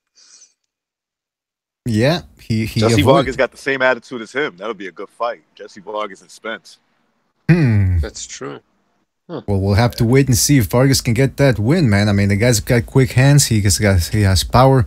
He wants to fight. He's already been there against solid opposition. I mean, Pacquiao, Bradley, Saddam Ali, some of those Eastern European guys he fought at 140. Josecito Lopez. This guy's he's a veteran now, and he still has that attitude. He'll fight. You know, I like that. I like that in a boxer. They may not have the greatest skills in the world, but you know, they're like, I'll fight anybody. I'm ready. I'm prepared. I'm experienced enough.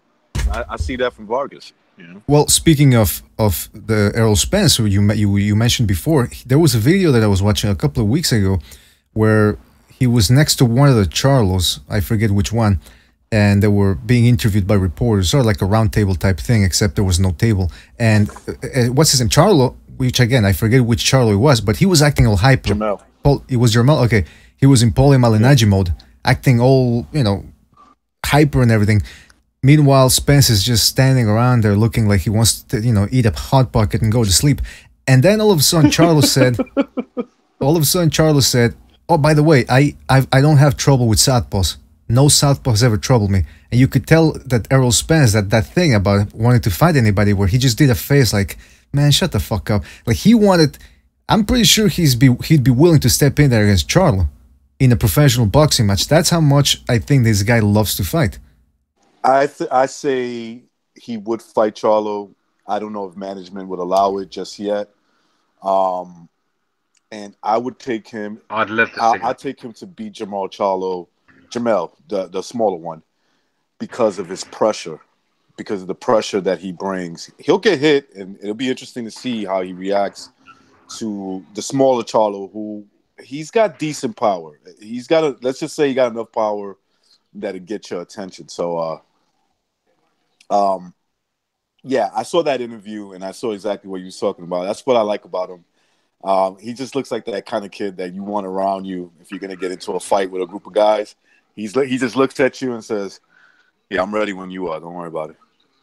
that's the vibe I get from him. Again, he can polish up on his skills, and I think that's going to come with experience. But him and Jamel Charlo would be a nice fight. I don't know if management, their management, right, which is the same. I don't know if they would allow it just yet.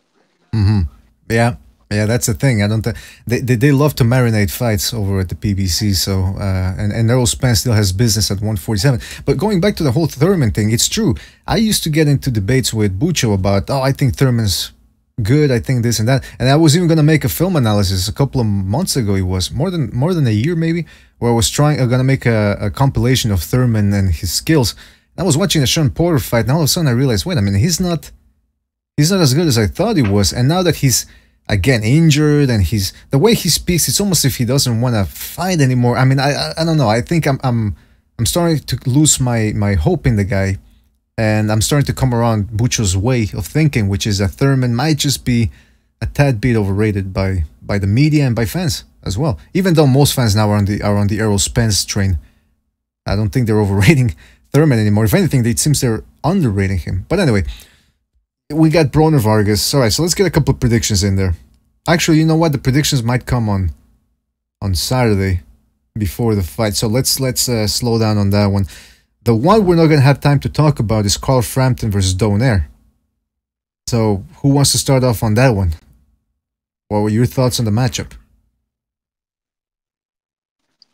I think Frampton wins. I think Donaire is a little slower, a little older, obviously. If he does get caught by that left hook, it could be major trouble for Frampton. But I think he'll stay away from it. And like I said, Donaire a little slower, a little older, not at his best, or the best part of his career seems like it's done. I'll go with Frampton. Close fight though. Oh, we got recognized going with Frampton by close. Like when you say close, you mean competitive, or you mean where it's kind of hard to pick who won? Like a 7-5, 8-4, but competitive kind of fight. All right. Now, that's what I think. Yeah. Keep in mind this fight's in the UK, so.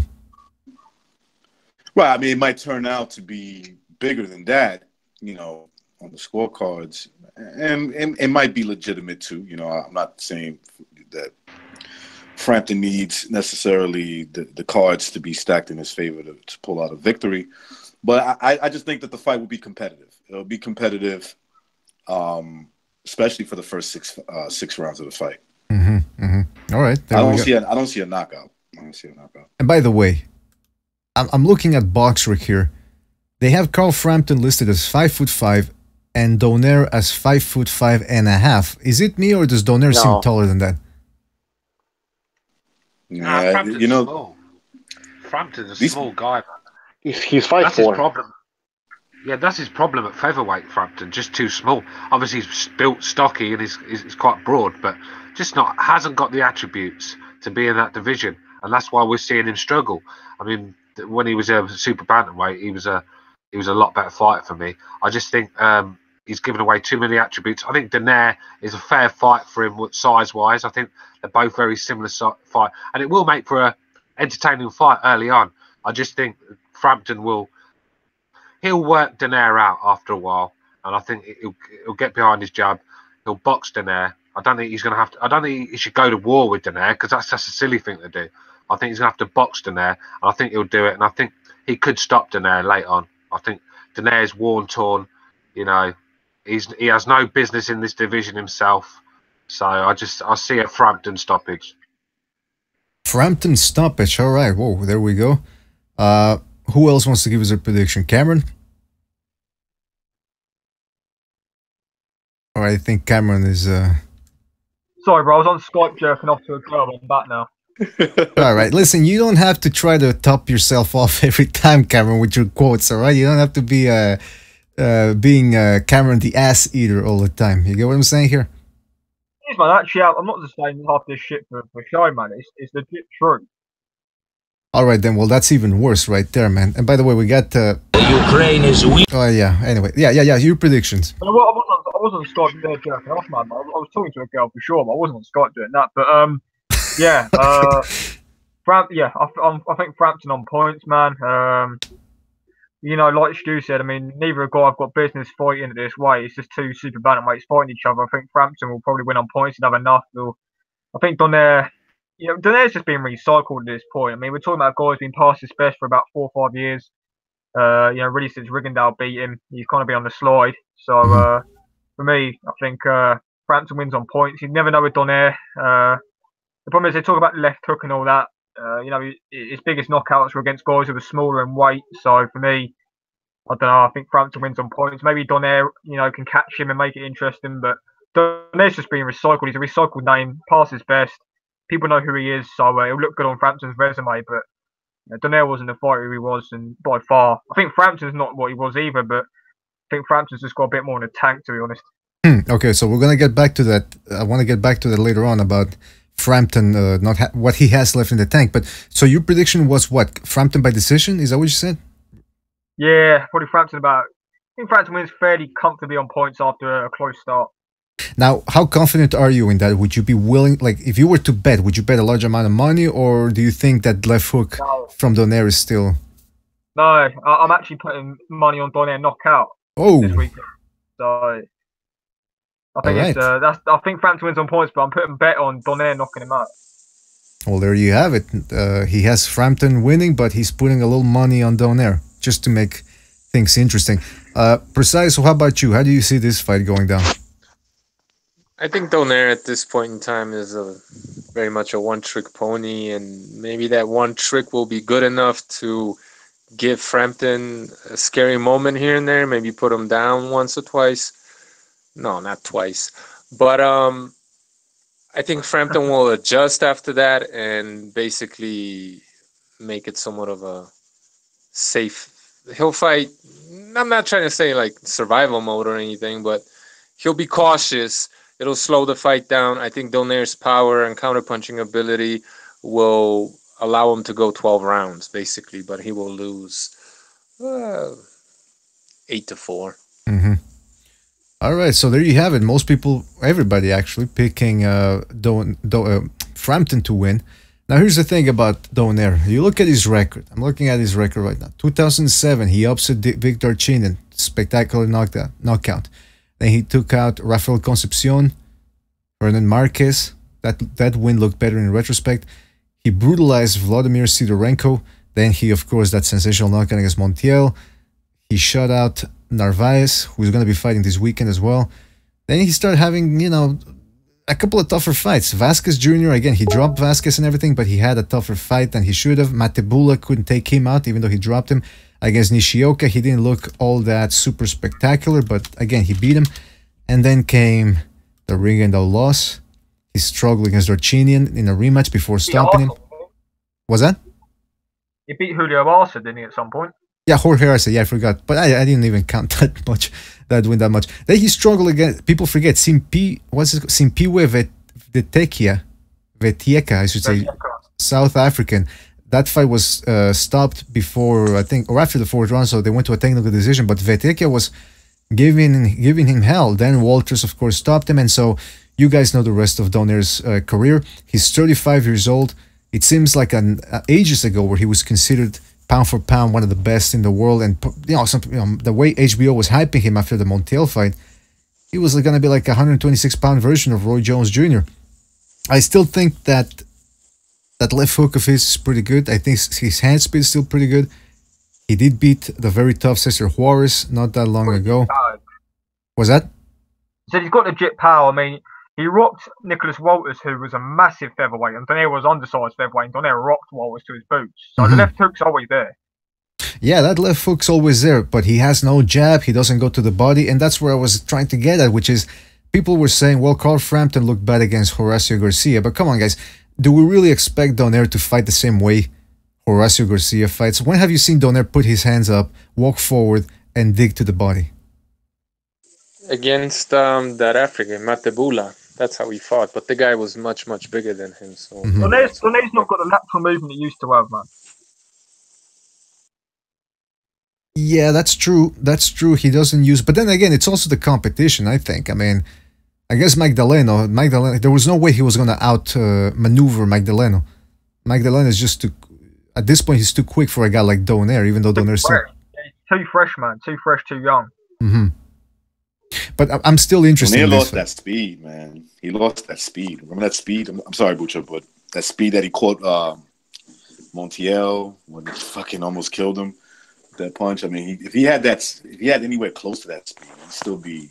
We're talking a threat for anybody. We're talking a 10-year difference, man. Like Montiel was like 10 years ago, wasn't it? Yeah. I mean, you're right about that.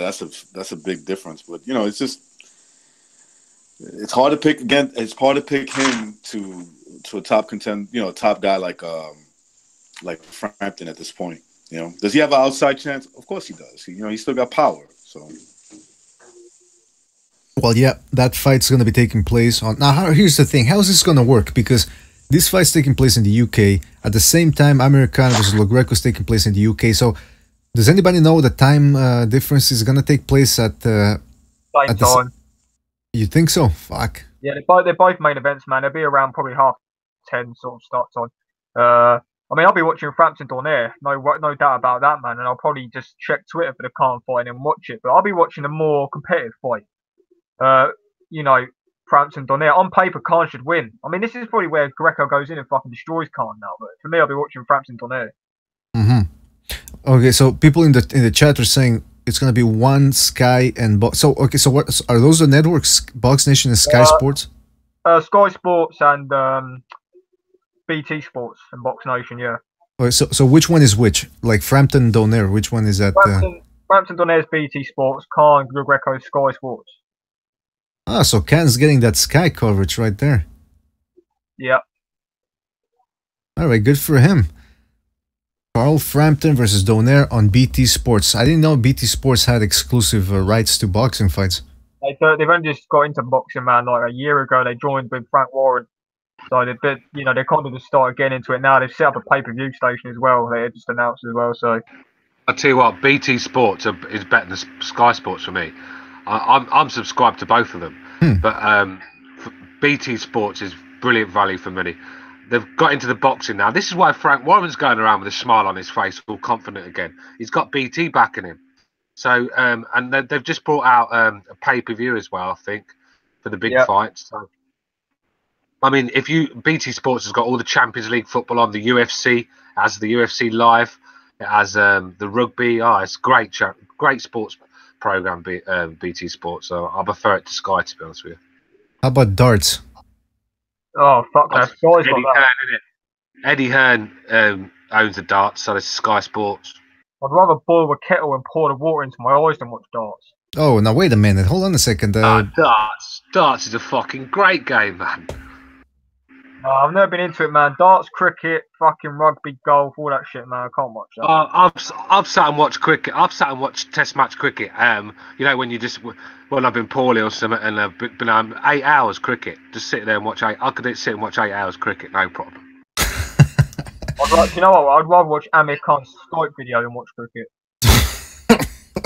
Well, there you have it, guys. But that was only 8 seconds long, not 8 hours. I think Cameron would be willing to watch that in slow motion. Oh, no. 0.25 speed, man.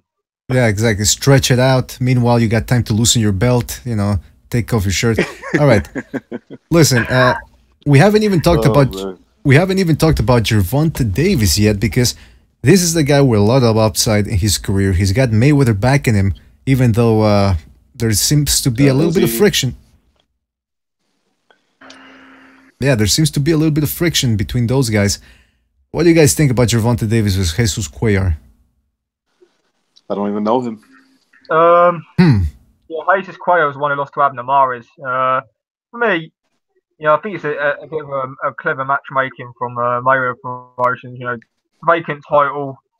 Cuellar's not he's solid, but he's not well level, man. I mean, he had the regular title, but but for me, he's on the Robert Garcia. But for me, I just feel like Gervonta Davis is just have too much for him. I'm really not interested in this fight, to be honest with you. Out of all the fights that are happening this weekend, I thought this is the one where I probably won't even watch it. Probably just catch it the day after. I just can't get into Gervonta Davis at all, to be honest with you, man. I will be honest with you. Wait, okay, so yeah, he came over here. He came over here and fought Liam Walsh last year, and I didn't even watch the fight, man. I just did not care about it.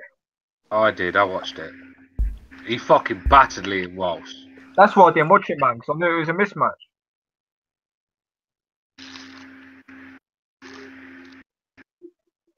All right, so you're not interested in the Tank Davis fight.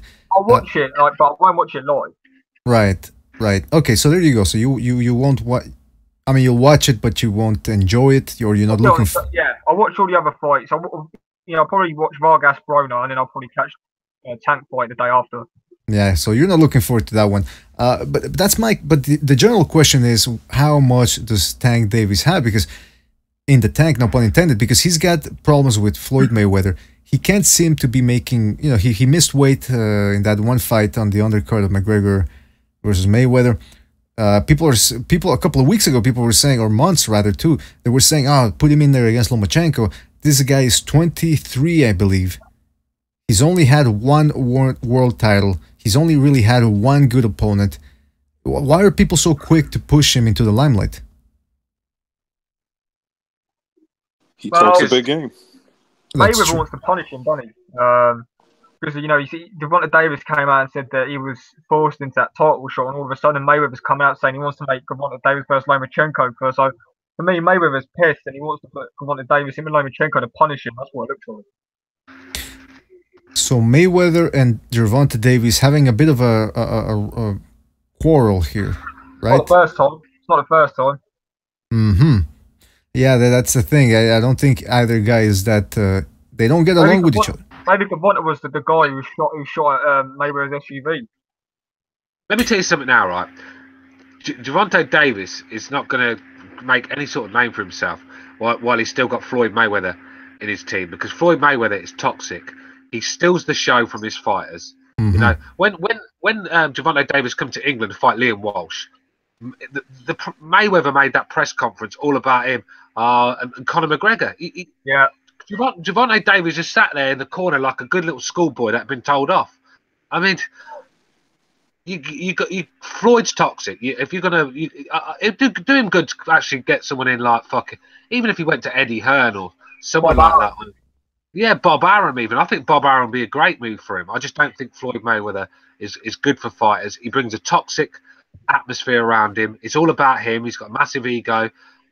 Look how he makes his fighters spar like 20 rounds, and then they stick fresh guys in there with you. And that's no way to teach a young guy how to fight. I just don't. I wouldn't be anywhere near Floyd Mayweather if I was a professional fighter. Mayweather's like a Puff Daddy of promoting and boxing. It's like he makes it all about him. You know. Yeah. Right. He's like He's all in the videos.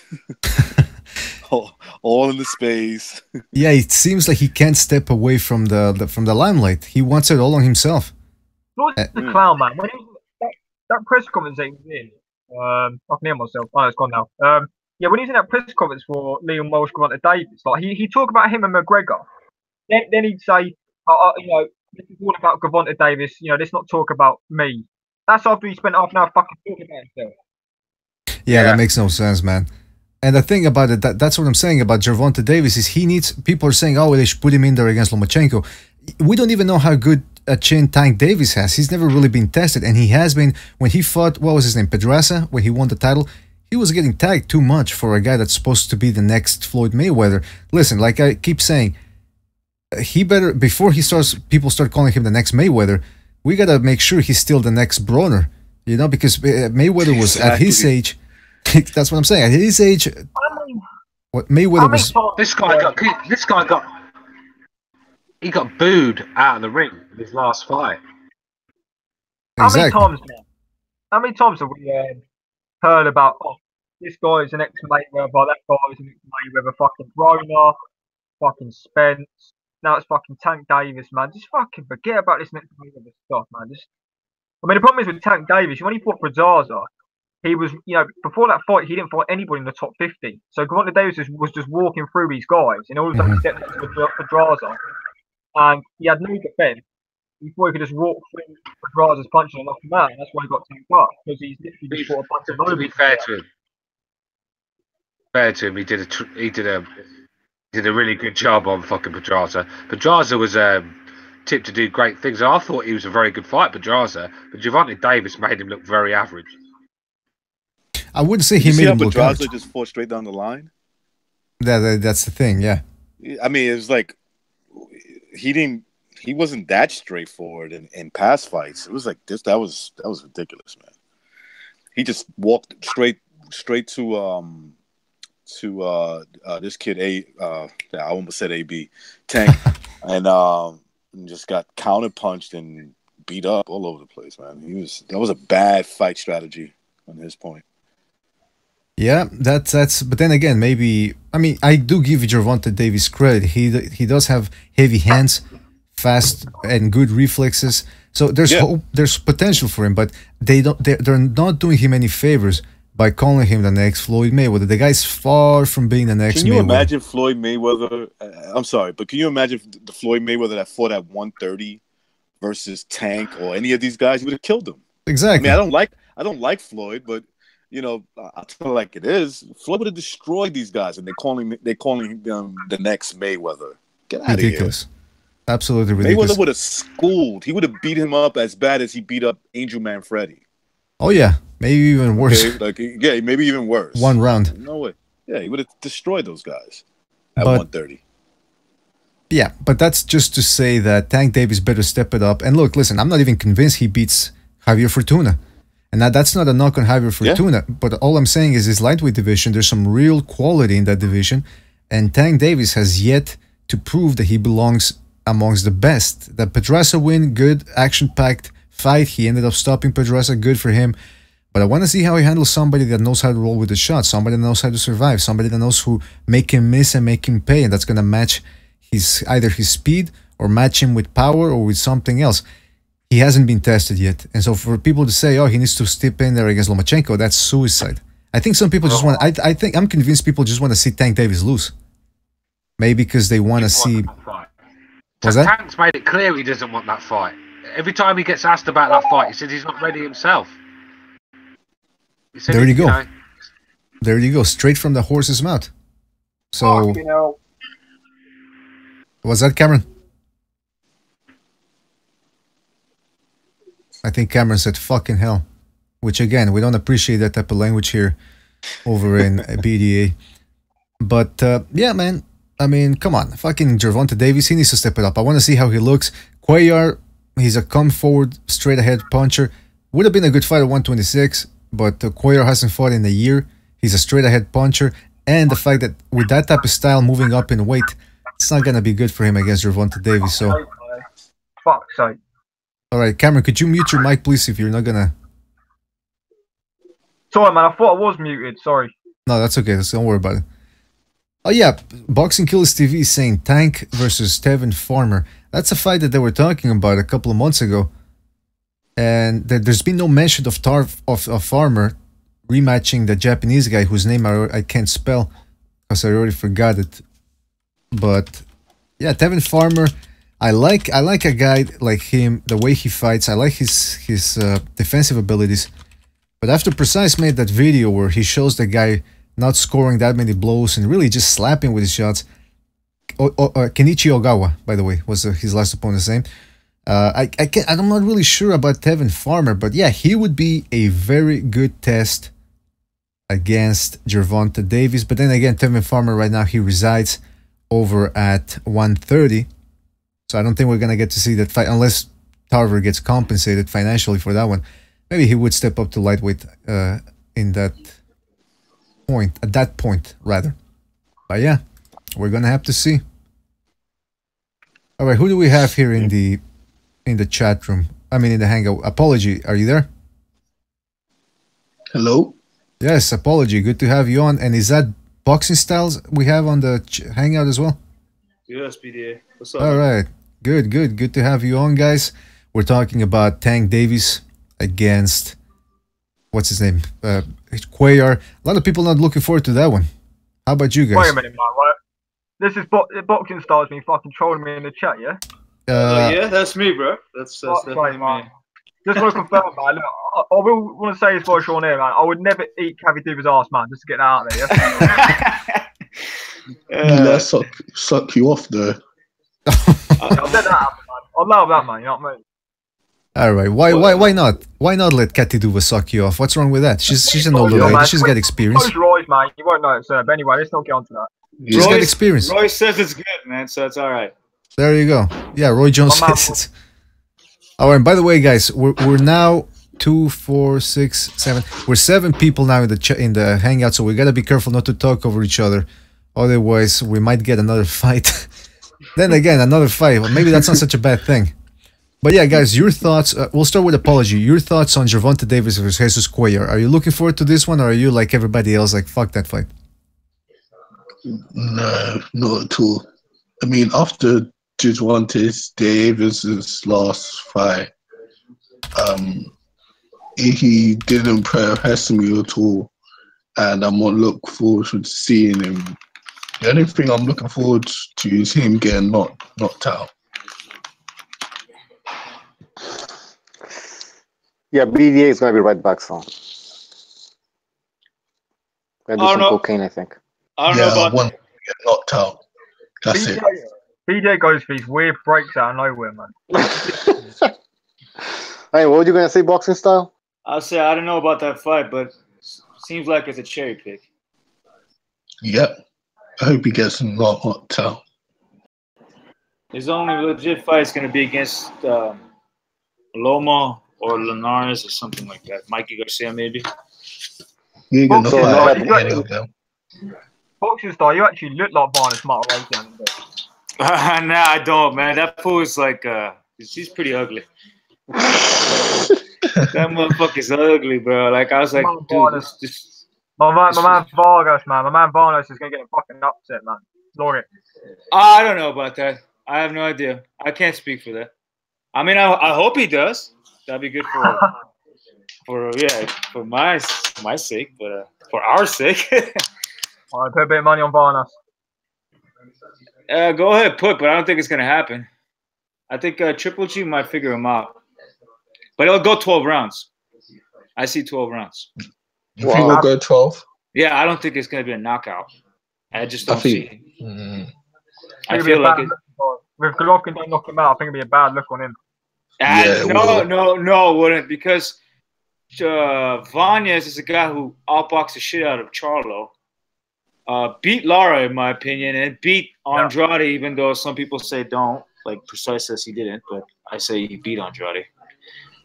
Because a lot of the punches that Andrade I give him a strong case for that one, yeah. That's a good chance he could have won that fight against. Those are three legit light middleweights as well, so. Yeah, so I think it goes 12 rounds, but I don't think a knockout happens. Or maybe a knockdown might happen. But from Triple G's side, he'd be knocking down Vanez maybe once, maybe. You never know. It can happen. But it'll be a close fight, possibly. I don't know. We'll see. How long has Martirosyan been off? He's been off for like 2 years. 2 years, but you never know, man. If the guy is he's easily accepting. Well, then again, he's probably going for the payday. But I don't know, man. He's depends on what shape he is in. Exactly. He's talented enough to, even if at his bad, his worst, I think he's gonna be still good. A good fight. Better than what's his name? That Russian guy, Devinchenko. I think he's better than Devinchenko. I think Vanez is better than Devinchenko. I can't believe I'm saying he's picking up a 154-pounder guy. But Vanez is better than that guy. He's better than any other choice except for Saunders. I think Saunders is the worst pick for Triple G. The hardest pick for Triple G. Saunders is going to be a handful. But other than Saunders, everybody else is probably, I wouldn't say puppy chow, but yeah, they're easy prey. Somebody said that they thought that Martirosyan beat Charlo. He beat Charlo. Okay. I'm not saying it because I'm Armenian, bro. I just saw the fight. And I was like, I know. Box, bro. David Lemieux is Armenian too, if you guys don't know about it. I didn't know about it. I found it like last year or something. Really? I thought he was Lebanese, half Lebanese or something. He's Canadian Armenian, but he never says anything about it. He's Canadian Armenian, and then the other Armenian guy is probably from super middleweight. What's his name? Who's cat guy? Abraham. German Abraham, yeah. German Army. That's the only guys that I know. I didn't know about Vanez. I never heard of him. Isn't Vic Darchinian Armenian? Oh, yeah. Yeah. He's the best from all of them, most skillful out of all of them. So. They're all Vanez is from fucking Kardashian land, isn't he? Maybe, I have no idea. Armenia. That's where the Kardashians are from, Armenia, isn't it? Yeah, but there's different types of Armenians. There's different types of Armenians. There's like Persian Armenians, Lebanon Armenians, Russian Armenians. I'm like close to Russian Armenian. I don't know. I thought Armenia was in Europe. Yeah, but there's mix. Yeah, I am Puerto Rican Armenians. Fuck you, Michael. Fuck you, Michael. I'm a Turk. Yeah, fuck you. I'm sorry. I saw a Puerto Rican guy. He looked Armenian to me, but I guess he was. I look Puerto Rican too, bro. So. It's not a good thing, man. Have you fucking seen Miguel Cotto's son, man? What do you say? I think he's Armenian. I think he's one of those Armenians. I say it's not a good-looking Puerto Rican, man. Have you seen Miguel Cotto's son? Cotto's son? Miguel Cotto's son. Yeah, definitely. He's Armenian. There's a lot of cats that don't look Armenian, but they are. You'd be surprised. Shit, I look Armenian. I'm probably Armenian. You look from the black side, yeah, I know.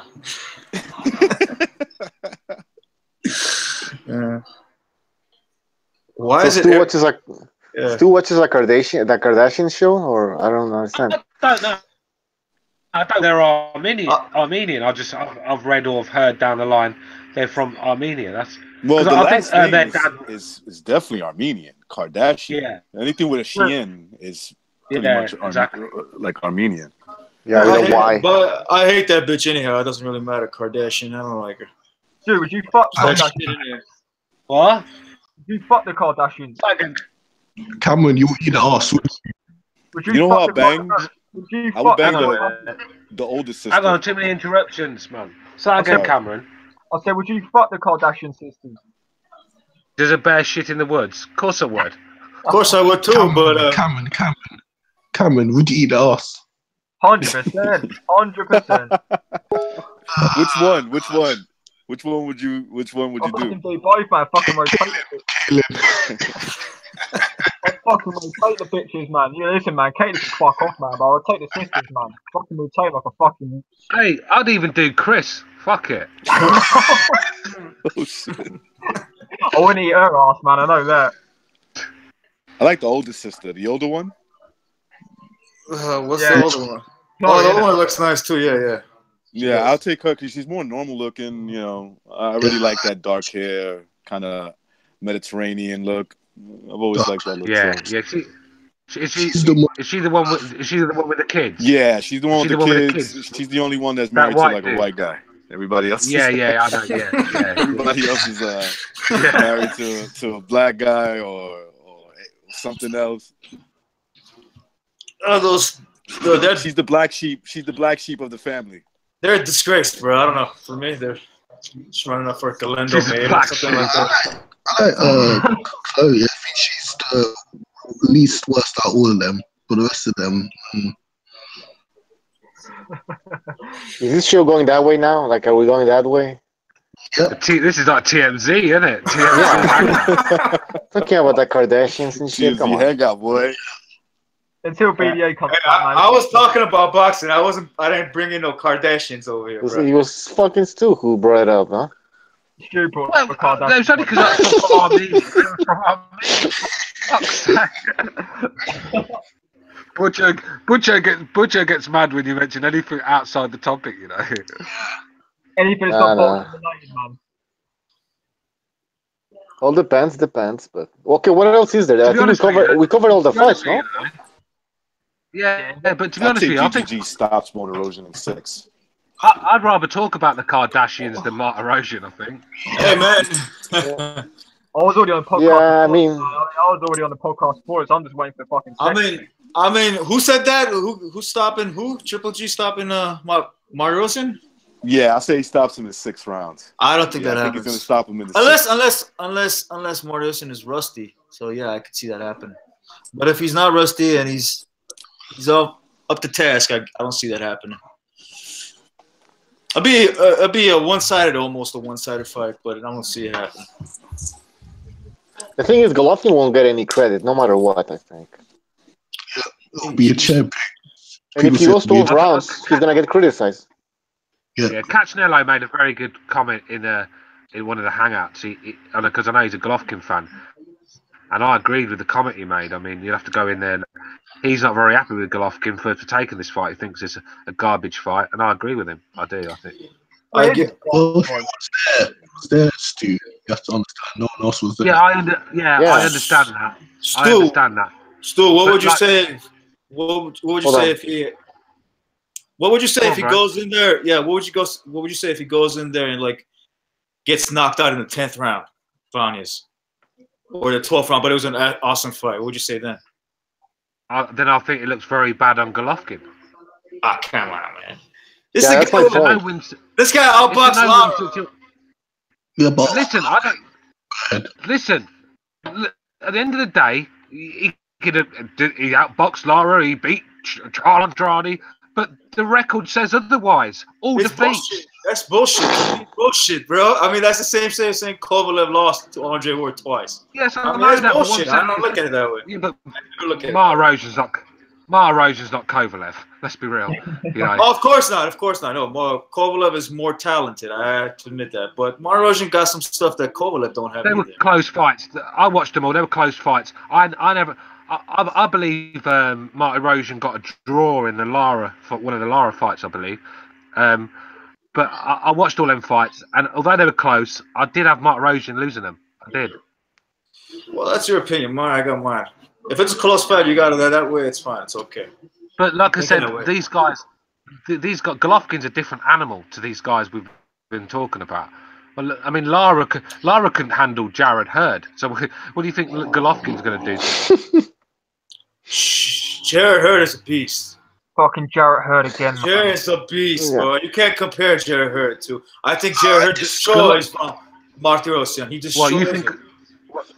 Yeah, but you think But you think Martirosyan gives Golovkin a good fight, but Jarrett Hurd destroys him because of the styles. If Triple G fights like kind of like how Hurd does, he doesn't go in and out. He just gets the punches in while getting hit at the same time. He'll stop him like Hurd would. He'll stop, but I don't think that's what's going to happen. I think he's going to pick his shots. Triple G usually picks his shots, and he fights off the jab.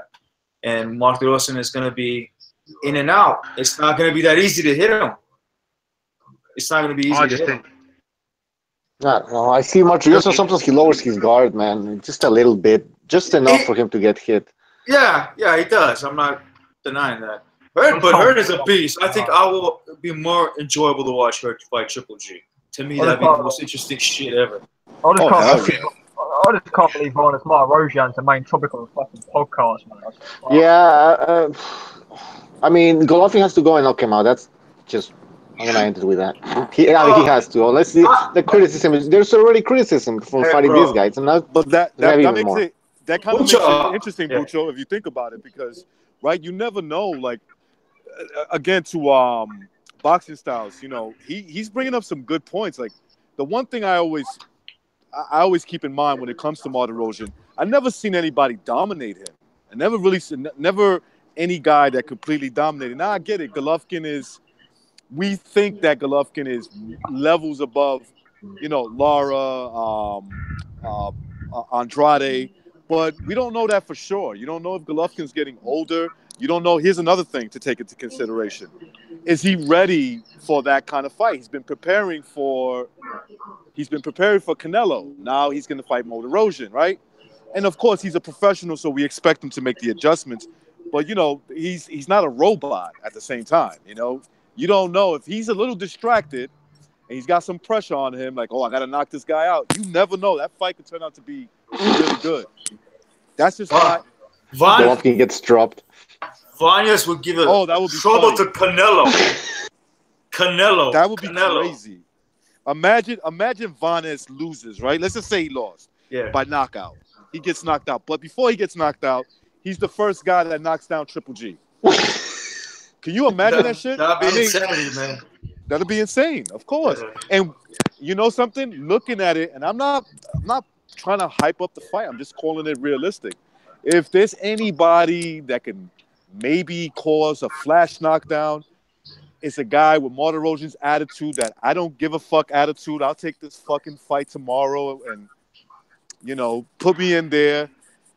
He can make it interesting while it lasts. He has nothing to lose, let's be honest. 2-year layoff, last minute thing. He loses. People. He can always go like, I didn't have enough time to train and I had a fucking layoff. And I was moving up in weight. He has so many things to say. He has nothing to lose. And when it comes to fighting, Bucho, that could work for you. When you're like, you know what?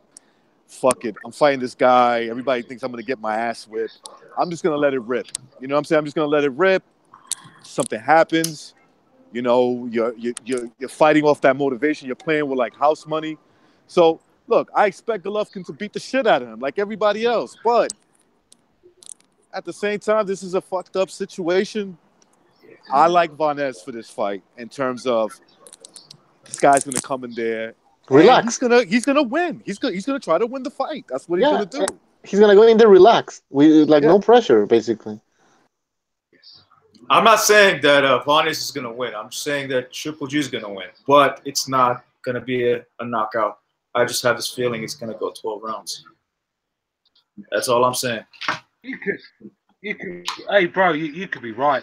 You know, none of us can sit here and predict exactly what's going to happen. Otherwise, we'd all have money on it and we'd all be rich guys. We've all got an opinion. And this could happen, bro. But what I'm saying is, if it does happen, it looks terrible on Golovkin.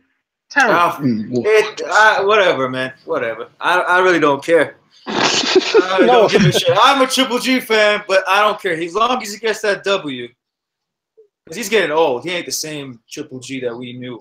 He's not the same. I don't care what they say. Triple G is. I saw him fight Jacobs, and there was moments when he knocked him down, and it's like, this is the moment to take him out. And he's just like, he just waited until he recovered, pretty much.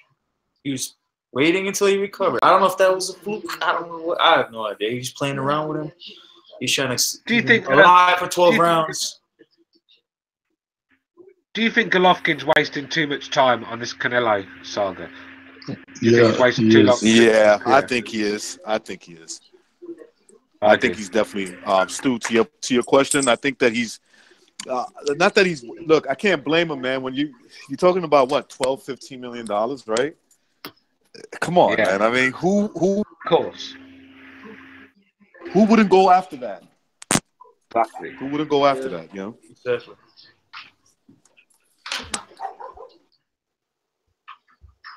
Yeah, I agree 100%, bro. You know, I could see anyone that's got half a brain cell who's going to go after the big money fight. But Canelo is a diva. Canelo is the sort of guy, it's just not easy to get a fight with Canelo. We've proved that. Look at the drama surrounding it. And it's just dragged on and on and on. And Golovkin's at the stage of his career now where he's getting on a bit. Mate, I think he maybe should have pushed the fucking Billy Joe Saunders fight before the Canelo fight, to be honest with you. Are they gonna strip him from the IBF or what? I'm not sure. That's a good question. If they strip him, that's fucked up. And he's like, his dream of being undisputed might not be a reality. Because someone else will get that IBF. DeBell is pushing for that fight now, and I think it's time for Golovkin to fight for the IBF #1 contender, but he has Canelo to fight in September. So when is that fight gonna take place then? That Derevyanchenko fight?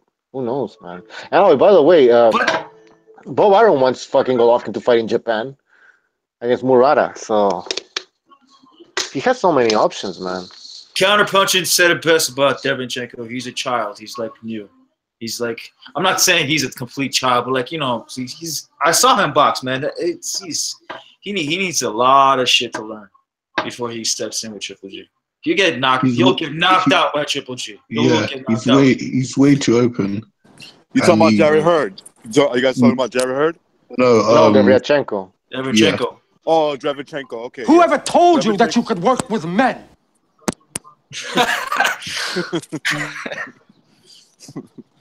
But I don't. Yeah, I think Derevyanchenko might be too young, too inexperienced at this point. Yeah. I like Jared Hurd. I like Jared Hurd chances versus Golovkin. Yeah, that's when hell of a fight. I think it's even worse than Derevyanchenko. All Hurd has to do is beat Charlo, move up, beat the other Charlo, and we have a fight. You could sell that fight. I mean, if Hurd beats Charlo, then now he's going after the brother. The brother's gonna take revenge. Yeah, it's a massive fight. I kind of agree with Apology, man.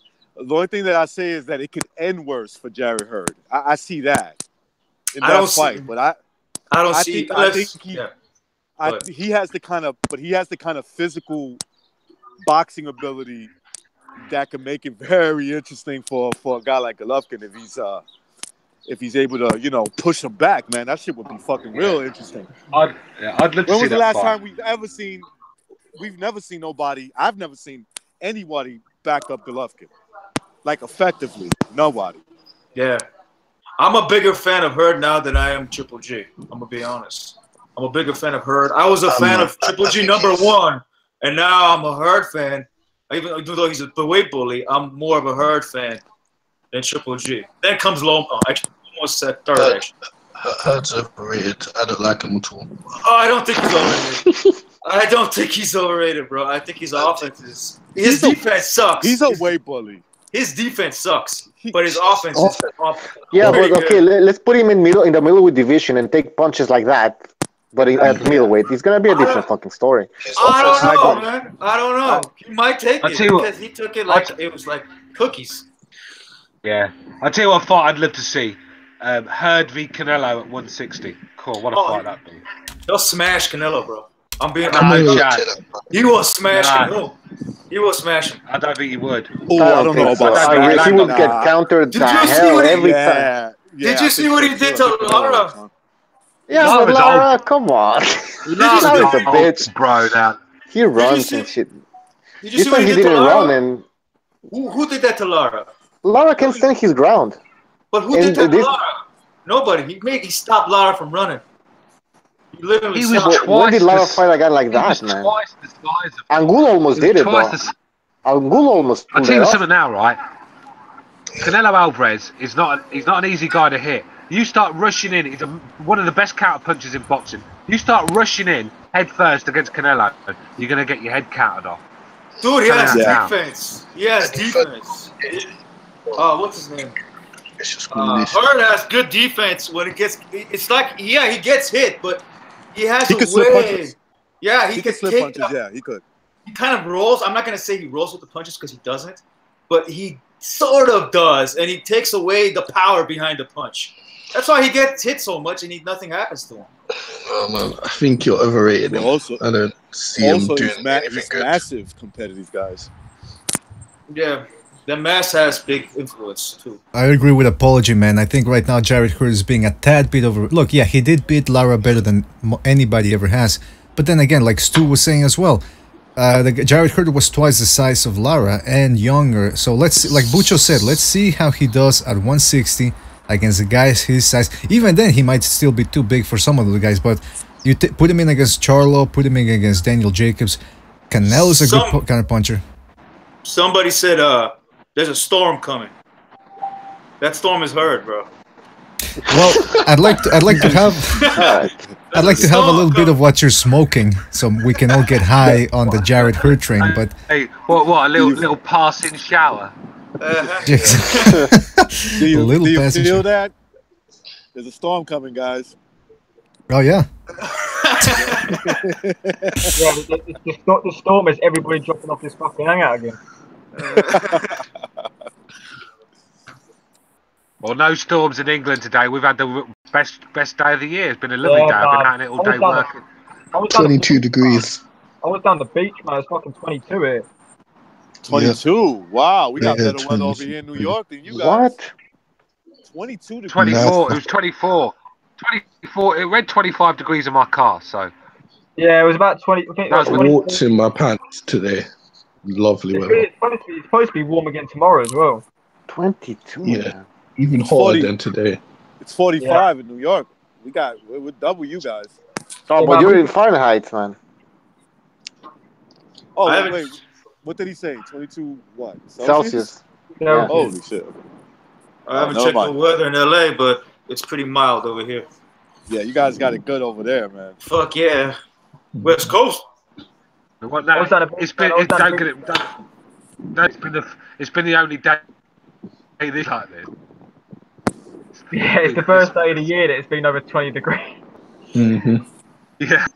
All right, what is this? The Weather Channel? Stop it! Listen, let's get back to boxing. Let's get back to boxing. I just wanted to bring up. Over the show. Take control of the show, BDA. Yeah, I'm back. Listen, it's Boxing Style's fault for talking about this hurricane that's coming. That's called Hurd. Yeah. Hurricane Hurd. Bro. It's a hurricane, bro. We expect light showers tomorrow. Yeah, I wanted to mention What that. the fuck is going on? Oh, Precise is back. We're talking about Herd Precise. How he's the next big thing. The next storm. That's right. Literally the next big thing. Exactly. Yeah, already literally. here. I wanted to bring up a little bit of a gossip here because Centeno says he's being overlooked, and he had some comments to make about Jermell Charlo. Or Jermall Charlo rather. He says, and I quote, he kind of came off a bit drunk.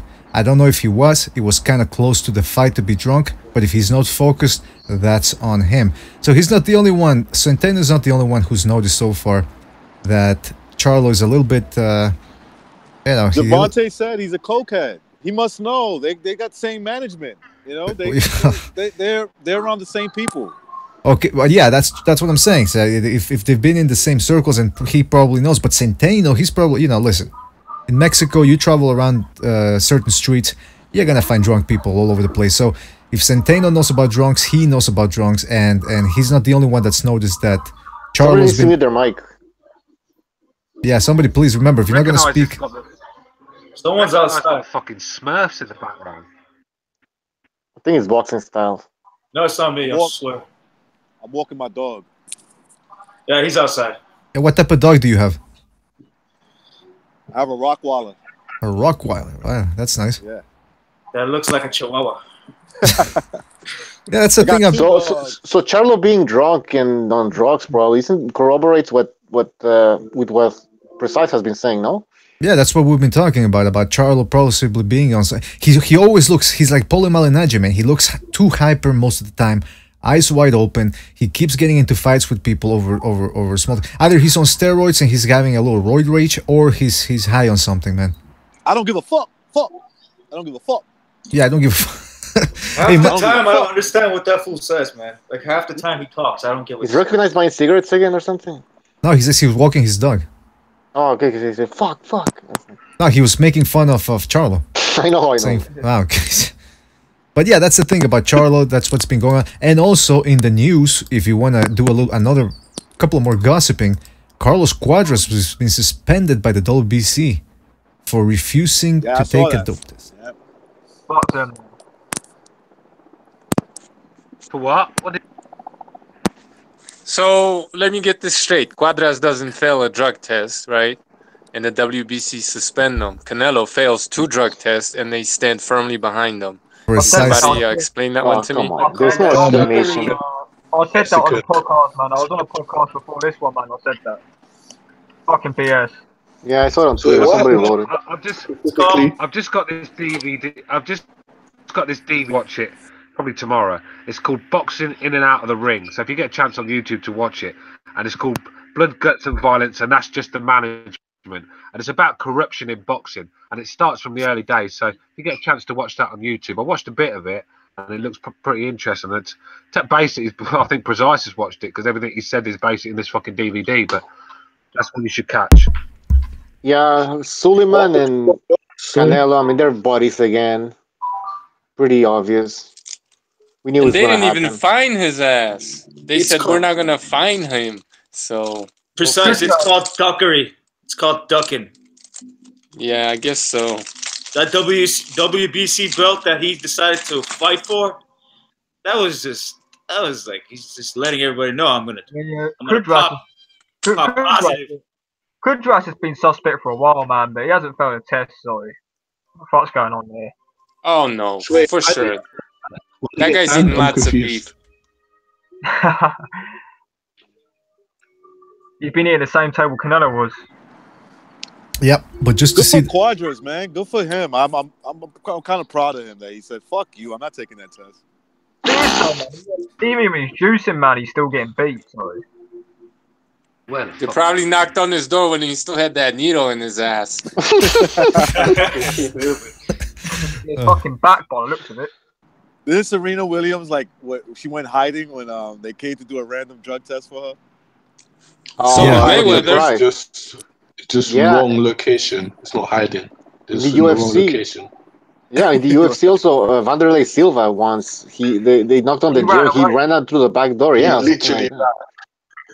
He literally. And I think they were yelling at him, and then he's like, "Oh, because my English isn't that good, so I couldn't understand what they were saying." Yeah, somebody screaming. What an idiot, man. But yeah, do you guys really think Serena Williams she was on something? Because she looked normal to me, Look at her arms. I don't know. She looks like a fucking dude. That ass looks too big, maybe. Just fucking gay stuff. I think she was on pills to turn. I think she was on female pills. The pills that transgenders take to become feminist. Well, you know what? China. You know what? Hold on. Like there's a wrestler China, man. Like there's a theory. There's a theory out there. Did you see the porno? Porno. Did you see it? No, I don't want to see that. Hey, she's sitting there fucking noshing off a load of red. She did it with X-Pac, Hey, hold on. One at a time. I'm sure Scotty Too Arty was there and fucking all them. But a load of guys in the ring. She's just sitting there. Like it was like fucking Incredible Hulk with a wig, noshing a load of guys off. Who's this? Who's that? China. Oh yeah, man, she's done pornos, man. I've seen a few of them. I couldn't believe. Cameron. Man, listen to me, man. Cameron would eat it off. China was alright, man. China was alright. I don't know, man. I don't know. That she has a mad face. She has a mad face. In her prime, man. You search up in pornos, man. She looks alright, man. Are you disgusting, man? I don't mind the ass. Hold on. One at a time. Cameron is saying he wouldn't mind tapping a prime China up. She was alright, I agree with Cameron for once.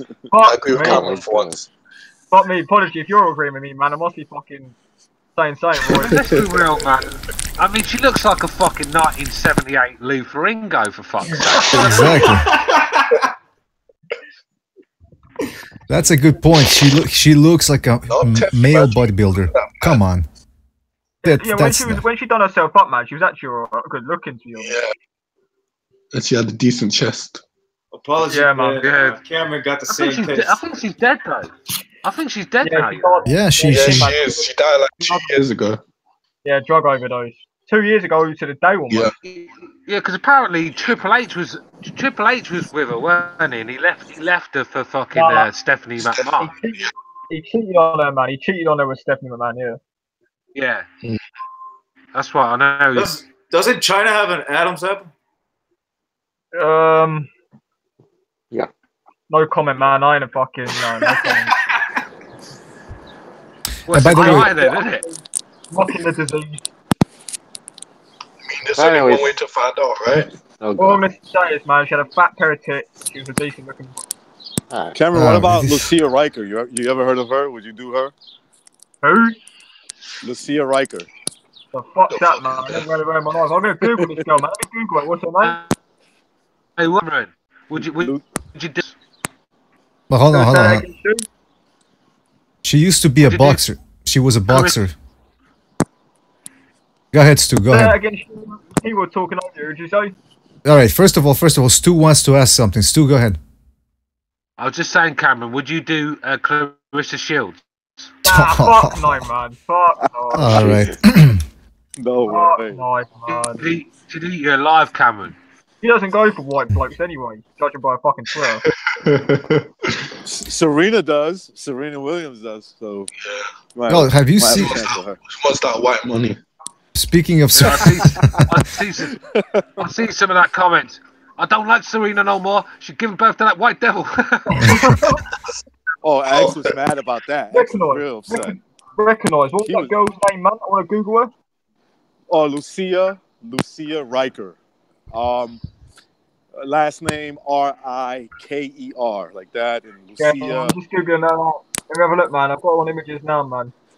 Fuck no, man. I wouldn't go there, man. All right, I gotta mention something here about, because we were talking about Serena Williams. Hold on. We were talking about Serena Williams, and we were talking about how Vanderlei Silva ran out of his apartment or house when somebody came knocking for a random drug test. Well, Serena Williams back in 2011, I don't know if you guys are familiar with this, she fled into her panic room in her mansion when a drug tester came in knocking, and she claimed that, I thought it was an intruder. How do you think, like, somebody knocks on your door and you think they're gonna rob you? Come on. Now here's the other thing I wanted to mention. Serena Williams, Serena Williams was a man.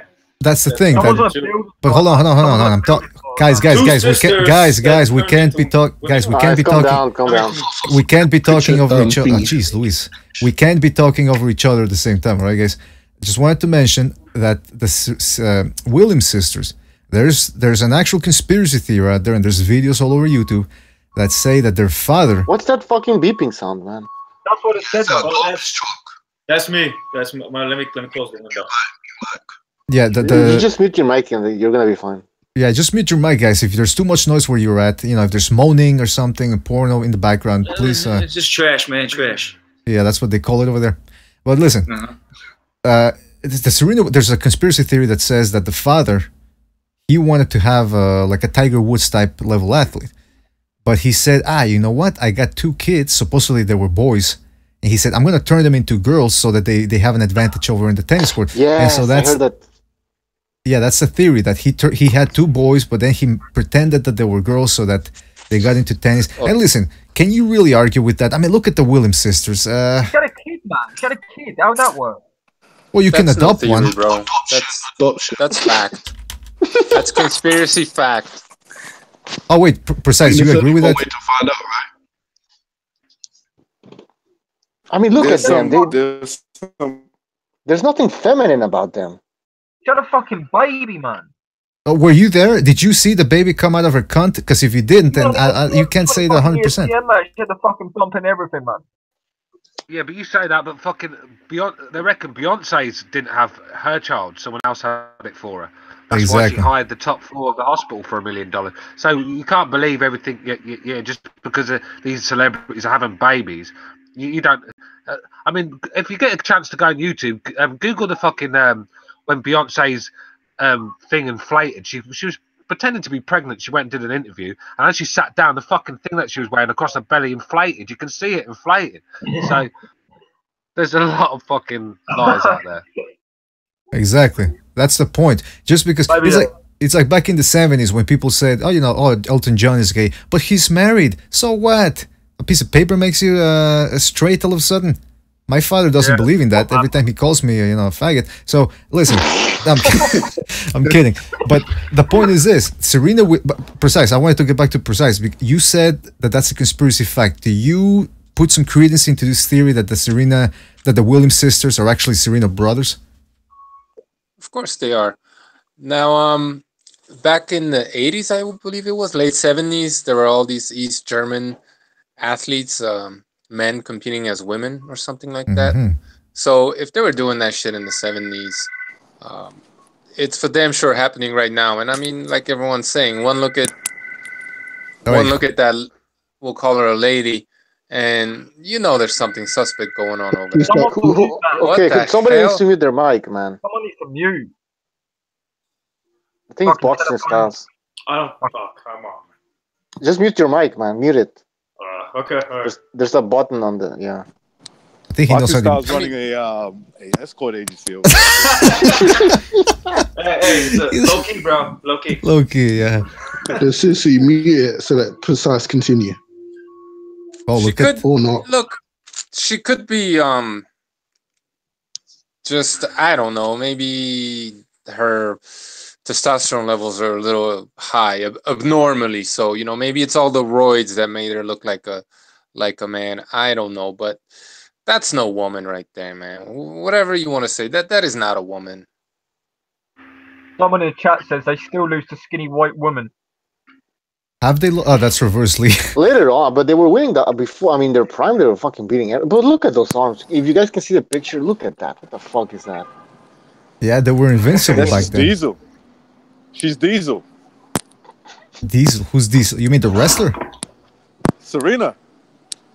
Right. She got a fucking. She looks like she could bench press 300 pounds easily. And by the way, she could squat 500. You see the size of her legs? That blokes pick up the girls, like they wrap them around their waist and carry them upstairs. They fucking wrap the blokes around their fucking waist and take them upstairs. Yeah, man. I mean, she's she, whatever it is, she's a strong person. Let me tell you that much. Strong, independent woman. Strong, independent he, He-male, she-male, Look, whatever. man, I don't know if she's a goddamn man or not. I mean, I wouldn't be surprised these days, but just her physical appearance, that shit is unattractive to me. I've never been attracted to fucking muscled up women, and get the hell out of it. Give me a feminine, soft looking woman. That's what I want. Yeah. What do you mean same apology? You want China, man. Matrix. Yeah, but you know, she's different. Matrix depends on the muscularity. Yeah, if it's in the legs, then it's all good. I mean, massive shoulders and shit. Look, my wife works out with me, right?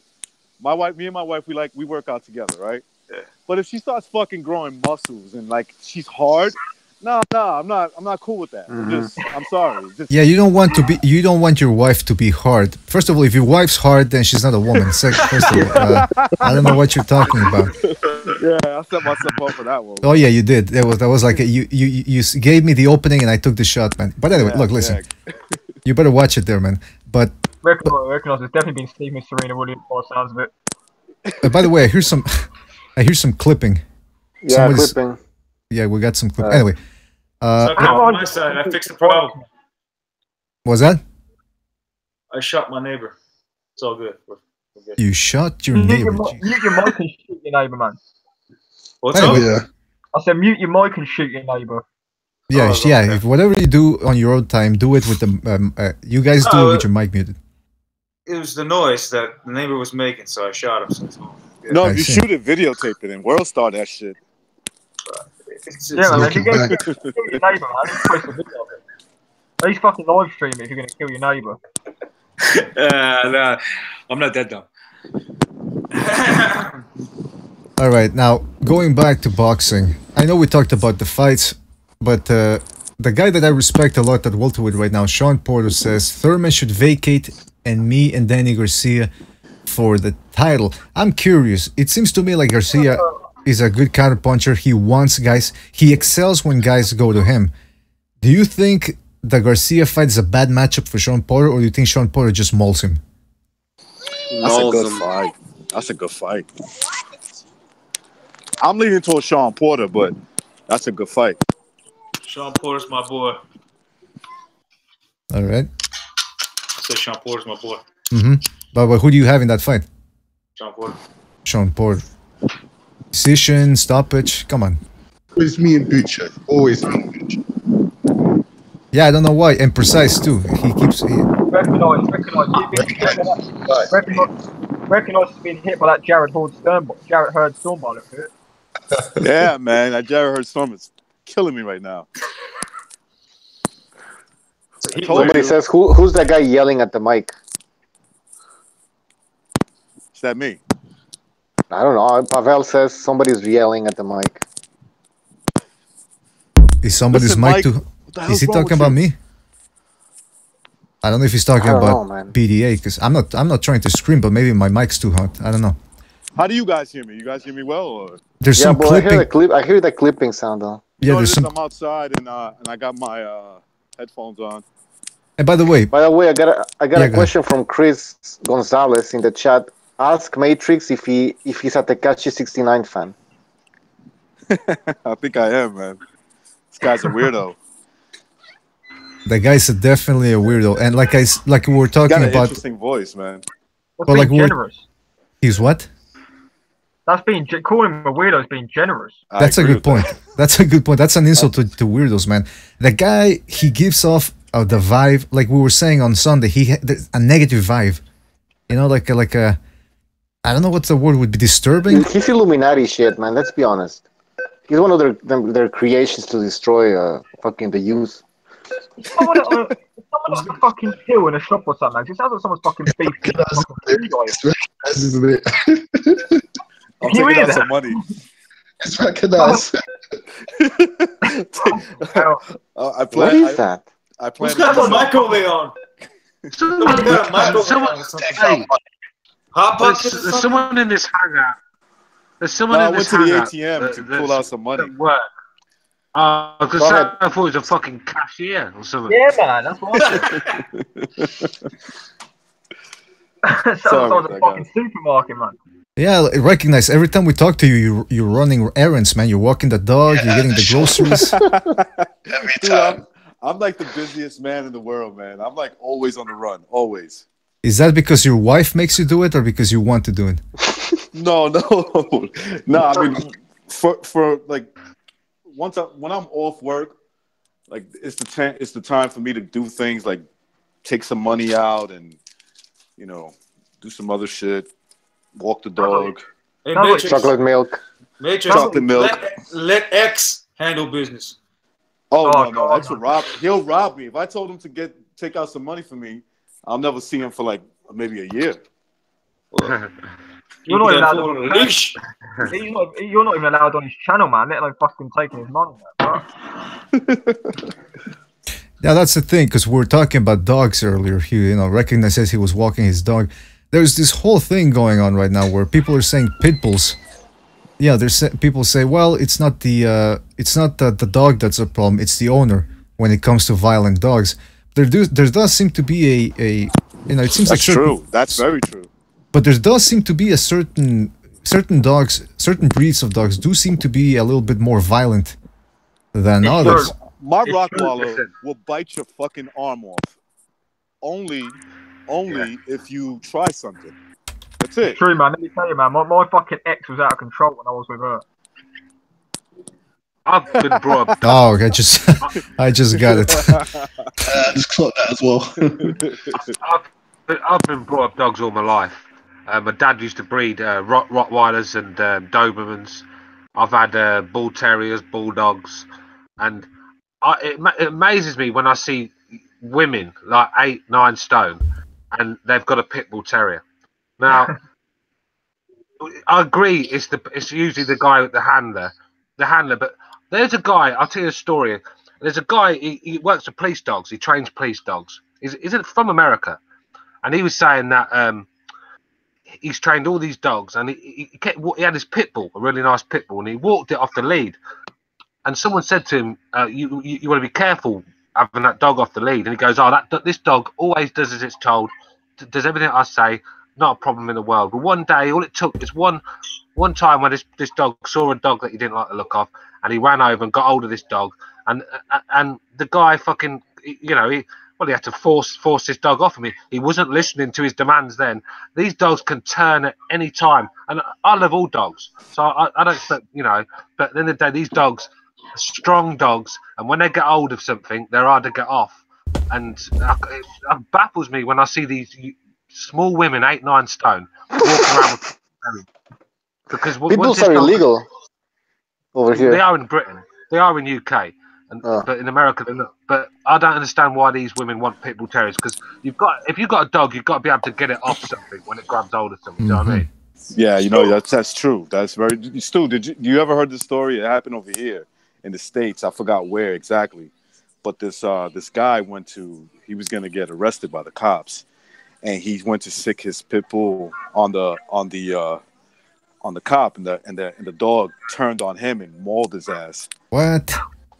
Yeah. It's on video too. It's on video too. Oh, the dog! What a bad dog, man.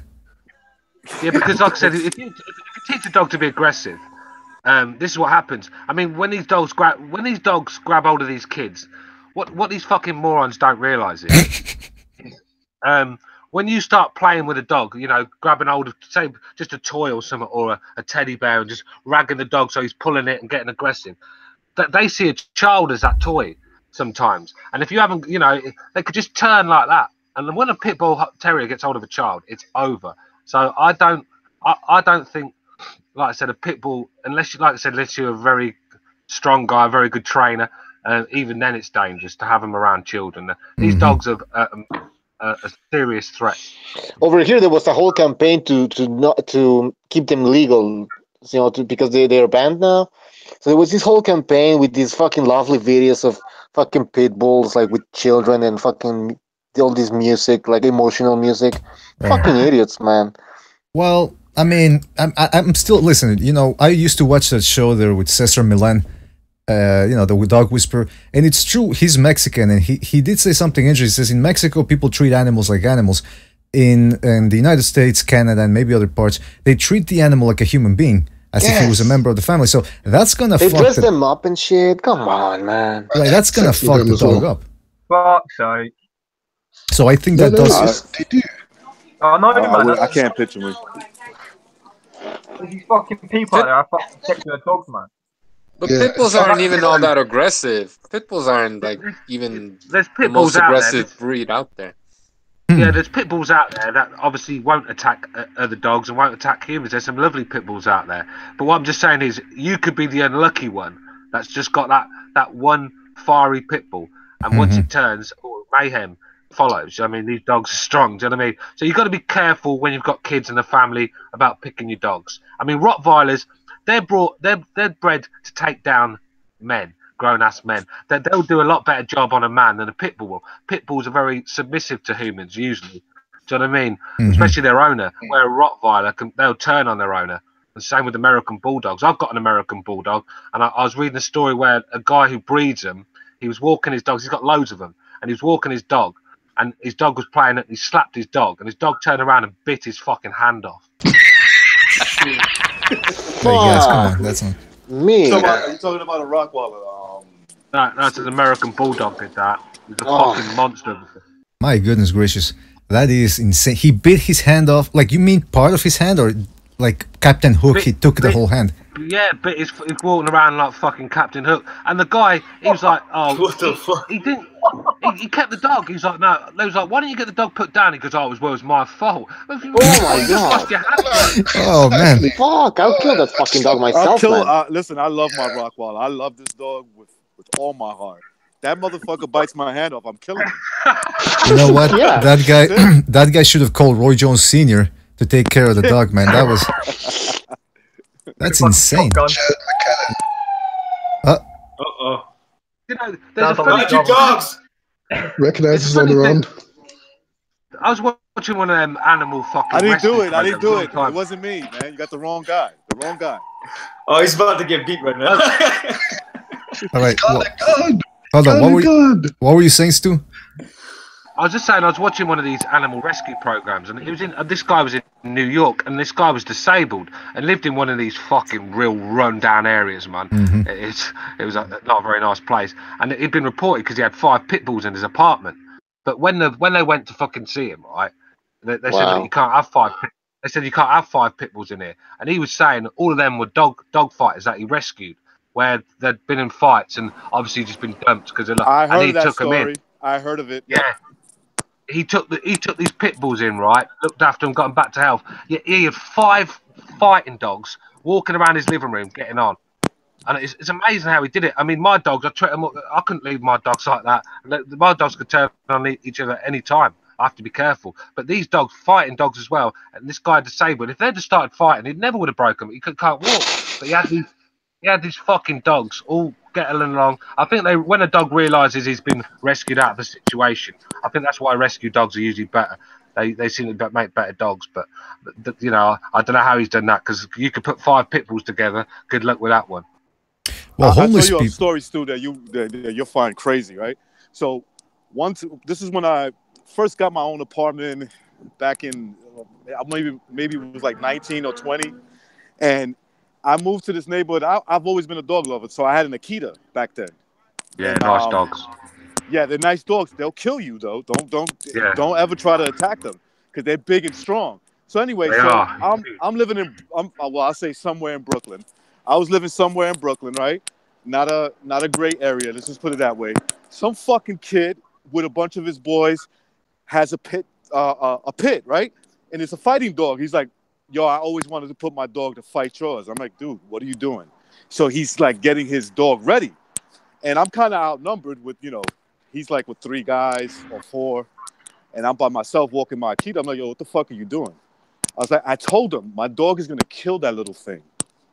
So he lets his fucking dog go, riles him up, gets him into that fighting position. My Akita fucking tore this dog up, man. Jeez. And yeah, no, I felt bad, but fuck that. It's like, hey, I felt bad for the dog. Did you get the dog off? Did you split it up? Did you split it up in the end then? I tried to, but he was in that mode because the dog tried to attack. And you see, the thing about Akitas, they're very loyal. but when they feel that their life is in danger, they don't stop until they kill you. You know, that's what it did to the pit. It killed him. And and you know what the guy did? He left the dog right there like an asshole. He just left. Yeah, he's like, I find people like that.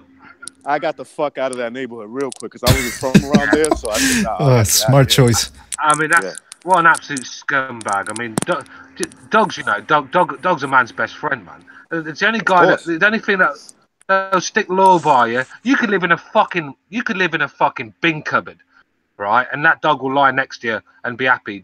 You know, loyal animals. Anyone that treats animals bad. If I walk down the street and see someone mistreating their animal, beating their dog, it'll be the last thing he ever does on this planet. And that's a promise. Yeah, I'm like that, man. I hate that shit. They're so loyal. Be like Mike Tyson and get a lion. Recognize, at the end of the day, man, those fucking clowns put that dog in that situation, man. It was on them. No, absolutely. And the thing was, you know, the reason why I felt bad for the dog because I know it was being, you know, I know that it was raised to be that way, you know, violent, getting into a lot of fights. And it was, you know, obviously it's just sad seeing it, you know, pass away the way it was because Mikey was not going to listen to me. That dog already made its attack, tried to bite him. And that was it. Once he locked his jaw on that pit's neck, it was over. You know, that was it. This is why you've got to have a dog. This is why you've got to have a dog that you can get off. There's no point having a dog that you can't get off another animal. What's the point? You have to be able to get your own fucking dog off. Or don't take the dog out.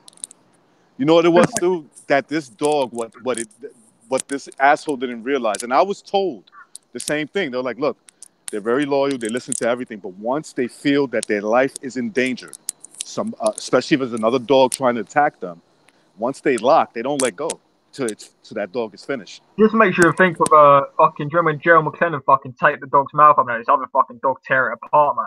Fucking Gerald McLennan. Yeah, he was a bad man with when it came to animals. But here's my question. Hey, have you seen that video? Hey Cameron, you seen that video about what's that guy from Sheffield? Tyron Booth. Do you know Tyron Booth? Yeah, man. He's a bit of a controversial character, and he says a lot of things like, well, he's been banned from boxing, didn't he? Because you know when that guy in Britain died, he goes, he tweeted, it'll be me next week. I'm fighting, and like just after a guy died, sort of thing. You mentioned me in his video, bro. And I wrote a tweet to him, man. He mentioned my fucking tweet in his video, man. The guy's a clown.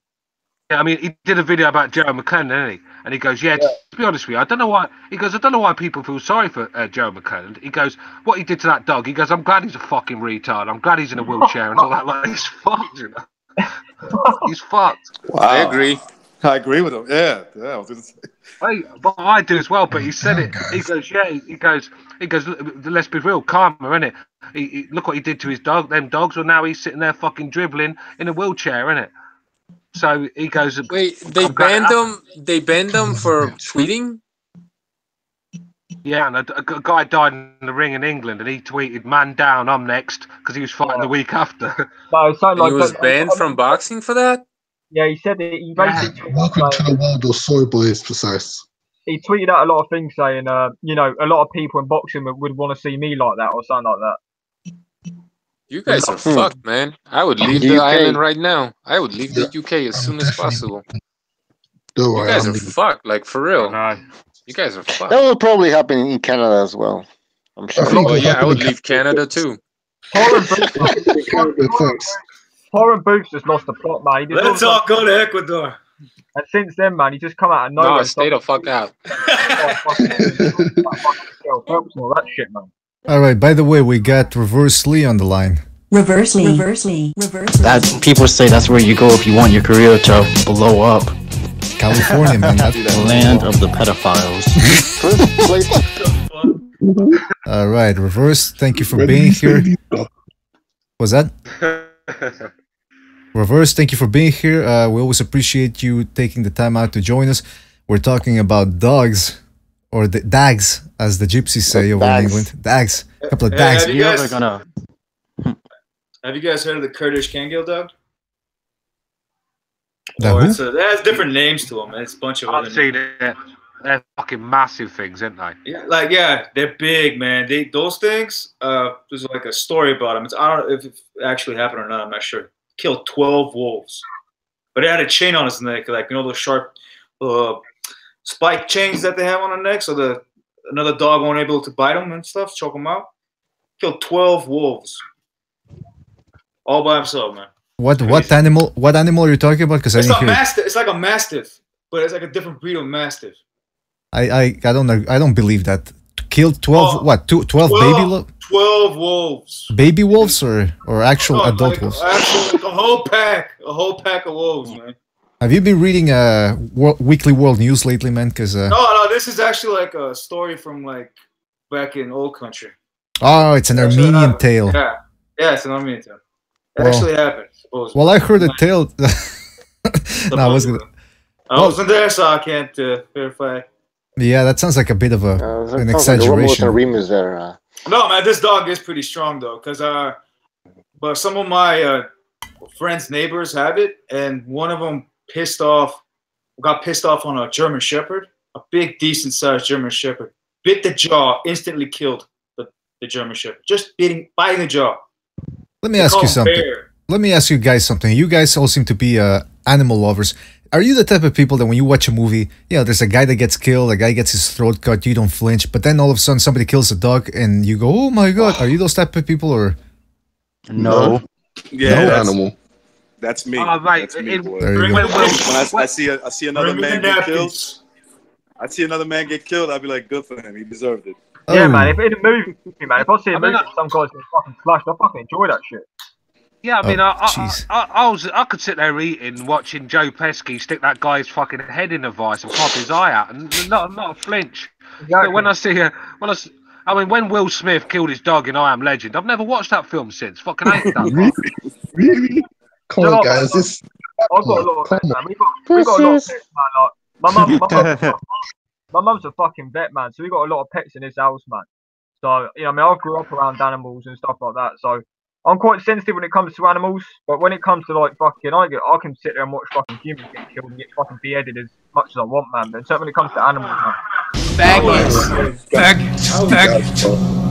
Fag. All right, I don't know who's making those sounds, but all right. Apology, you were trying to say something. Yeah, I'm just saying. I'm disappointed in every one of you. You're disappointed a lot with us. You're disappointed with Cameron. Apology.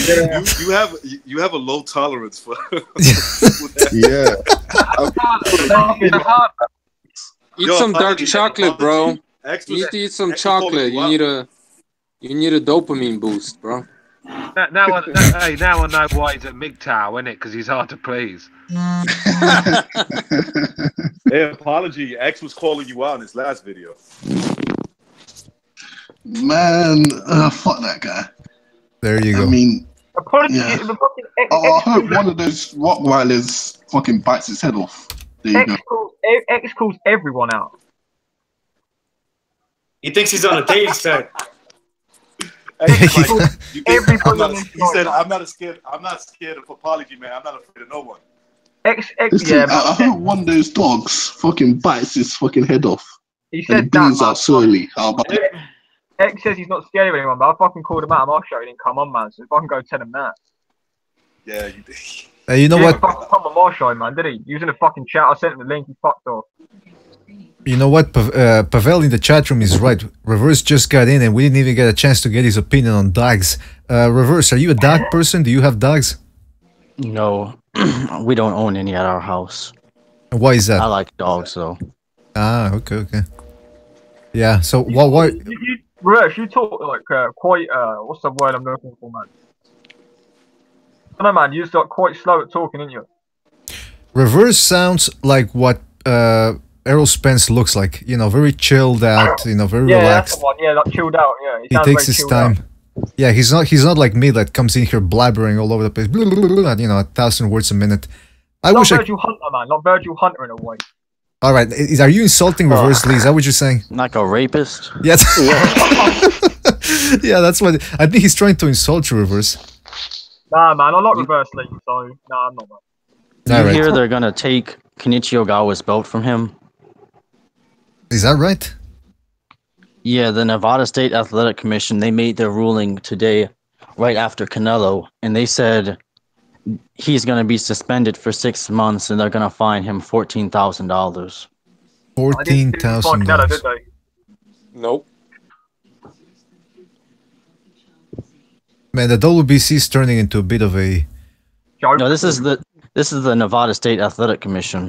Oh, okay, okay. They're a joke as well. They're so greedy, they want $14,000. They want 14 Which is grand. 20% of his purse. That says it all, man. That's how much of a fucking low purse he got for that fucking boy. That 6 month suspension for Canelo, that's bullshit, man. I'm not saying he should have been suspended or not. I have no opinion on that, but the 6 months, that doesn't mean anything. He's recovering from a knee surgery as well, man. Exactly. Oh, yeah, for sure. Sure, he's done. We knew it was gonna happen. It was a formality, the whole fucking thing. I with would have loved to see Triple G pissed and getting some rematch because I've never seen that fool do a rematch. That would have been an interesting sight, but he killed it for all of us. Yeah. For me, he knocked him out in that new Nike commercial or Jordan, whatever it was. You guys see it? Yeah. Mm-hmm. With Abel Sanchez eating the meat at the start. Fucking massive shots. I saw that new commercial. Oh, and guess what? Canelo immediately after that responded because he was angry or something. See, this guy has low self-esteem issues. I think it has to do with him being bullied in Mexico because he was redheaded. So he still has... No, it's true. He still has that... That would have been tough for him, right? He has a chip on his shoulder. Sensitive. He used to get fights, didn't he? Like, he used to get fights with all these guys. Exactly. He probably didn't have to go any further than his house to be, probably bullied. If my English sounded like that, I would have low self-esteem too. That's not his fault. His father must have been like, wait a minute. Reverse. Now, wait a minute here. Like BDA likes to say, now, wait a minute here. This is mine? Are you sure? Yeah, that's my line. Canelo gets all the fucking bitches right, man. Like, yeah, he does. Golovkin, my friend. He can speak English. To get Mexican. Hold on. Luck is for the mediocre. One at a time, guys. One at a time. Born ready. All right, now listen. He can speak English. He's faking. He's faking. That's the thing. Butcher brings up the good point about Canelo having the low self-esteem. Every time somebody comes at him, he goes back at him in a quite emotional way. I don't know if you guys remember, back in, I think it was 2011, he actually hit Archie Solis, who's a flyweight, or what is he, less than 110 pounds, I think. And then he claimed, oh, no, it wasn't me, it was a member of my entourage or something. But the whole point of the story was that Archie Solis had talked to his ex-girlfriend or something like that. And that's how Canelo got angry. He got jealous because a guy smaller than him talked to his girlfriend. So it's just, is everybody back? All right, good, yeah. So yeah, Canelo, man, 6 month suspension. I think it's all bullshit. But I'm interested in one thing.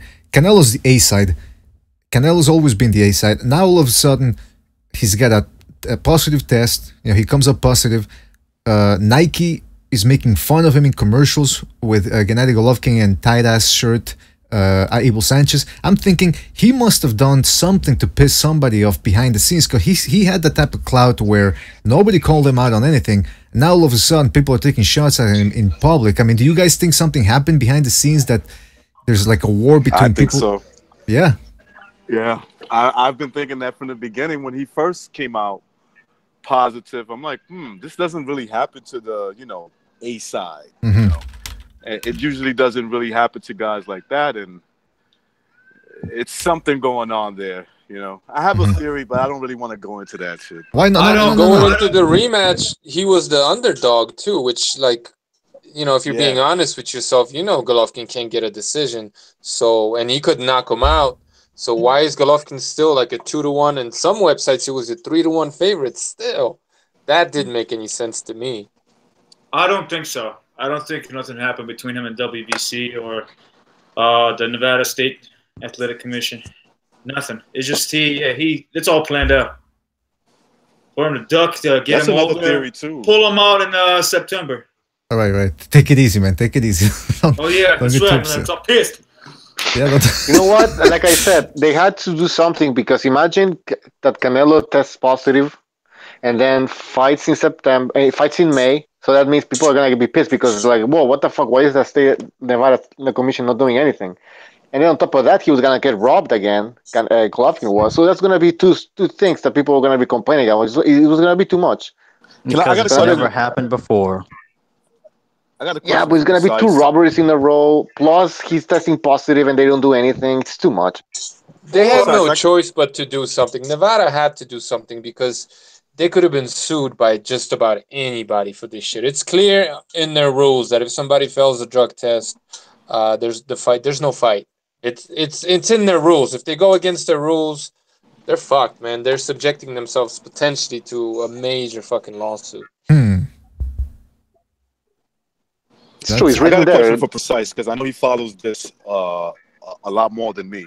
But couldn't they given couldn't the W or whatever, the Nevada or the Nevada State Athletic Commission, couldn't somebody have given him to Canelo, that is, a TUE where we wouldn't even have to hear about this? What's TUE? Temporary use exemption. Therapeutic, yeah. It'd be a little difficult with clenbuterol. I suppose you could. Yeah, I mean, it is used therapeutically for asthma. But, you know, they already did that with Floyd, and that didn't look so good. So I don't know. And Floyd didn't technically fail a drug test, so there was that gray area there. But I think it was Nevada that suspended BJ Penn for the same thing, like a month before or a month after, something like that. So, you know, they took a major gamble letting Floyd get away with that shit anyway. But I guess it wasn't. I guess USADA was the one who took the heat for it. But to me, I understand where the conspiracy theory comes from, you know. But would you really put Canelo and his entire legacy, you know, under scrutiny like that, or basically delegitimize his entire legacy just to avoid Golovkin? I find that hard to believe. Look at Mayweather. We all know he cheated, but it didn't come out. But still, we all know he cheated. He's still 50-0, and everybody's all like, "Oh, Mayweather." We love that maybe guy. if they did, it sure as hell backfired because no one's buying it. Even the people defending Canelo, they're not buying it. They're just saying what they're told to say, basically. But nobody's buying it. And the kind of abuse that he's taken on social media, like it's crazy. They'll kiss his ass afterwards. It's all right. Now, who benefited from this whole situation? One of the winners is the WBC because Vanes, yeah, the WBC, they're friends again with Canelo because they had his back the whole time. So it's a Vanes Motorosian conspiracy. I think he has something to do with this shit. Come on, man, leave me alone. It's the Armenian mob, right, in boxing style? The Armenian. Look, guys, the WBC run the Clean Boxer program. VADA does basically what they tell them to do. They hire VADA. Now, them sucking up to Canelo and being all buddy-buddy with him, that could just be a cover-up for fucking him over in the first place anyway. I was thinking that because, yeah, there was a feud between Suleiman and Canelo, so why not, man? Maybe sending him a message like, listen, you don't fuck with us, man. Yeah, now they're just being buddy-buddy to, like, cover their ass, basically. Yeah, they shook hands and everything, probably. Made up. Now, listen. This whole Canelo thing has me thinking, but I wanna hear Recognizes theory about the powers that be that are fighting behind closed doors. Come on, Recognize. Let's hear it. Well, I mean, okay, look, you could, and this is just all speculation on my part. Sure. I look at it as there's something going on behind the scenes. Maybe they're sending him a message. Maybe it's De La Hoya. Maybe it's maybe it's just what it is. He got careless, and they did drug testing very early, from the way I understand it, right? And he wasn't ready to pass a test, right? And they catch him. Reverse. Can you mute your mic, please, man? If you're not speaking. And so you know, look, if you can't prove it, it's just a theory. I think there's some. I just find it hard that the A side, the guy who's making all the money, you know, they just by chance, you know, they happen to bust him, and you know, and it is what it is. There's nothing else but that, and they have to take action. It could be that. It could be that, but I also think there's a good chance that it could have been, you know, some message sending there, you know. Mm-hmm. Well, I again, like you, I don't have any proof, but when Timothy Bradley beat Pacquiao in the first fight, there was a lot of. First of all, when was the last time you saw Pacquiao before the fight against Bradley? They were supposed to come out, I think, at 11:15 or something into the ring, and Pacquiao came in late because he had to stretch his calves. I mean, you'd never seen that happen with Pacquiao. And then all of a sudden, you know, it seemed like he was pulling his punches a little bit, and then Bradley gets the decision. I don't know if that was Bob Arum sending a message, or maybe it's just incompetence from the judges. Because again, De La Hoya too, when he was with Bob Arum, he got a couple of bad decisions that went against him, like the second Mosley fight. Maybe Bob Arum knew that De La Hoya was trying to splinter off and start his own company. He said, you know what, I'm not gonna let this guy go on a high note. You know what I mean? Honestly, what would you guys consider Ortiz if Ortiz knocked out Deontay Wilder? Even though he was caught with all that shit, he went around and afterwards he knocked him out. No one's gonna give a fuck about that shit. After that, he's gonna win and then win a couple other fights that hopefully they don't care. They're just gonna leave it. They're gonna throw it to the side. It's gonna be whatever. But the promoters don't think that way. They're obsessed with the zeros. They think that if a guy loses, oh, it's over. We can't promote this guy anymore. So they always want to try to keep that as long as possible. That drug shit. Yeah, that's the new. I think people, when we think of these conspiracy theories, people oftentimes oversimplify things, and they think that Nevada, the WBC, the IBO, and everybody, they're all working together, when it only really takes one person, somebody whose girlfriend Canelo possibly fucked, just positioning themselves at the right time in the right place, and that's all you really need. You just need one rogue agent to screw the whole fucking thing up. You know what I mean? That's true. Yep. That's true.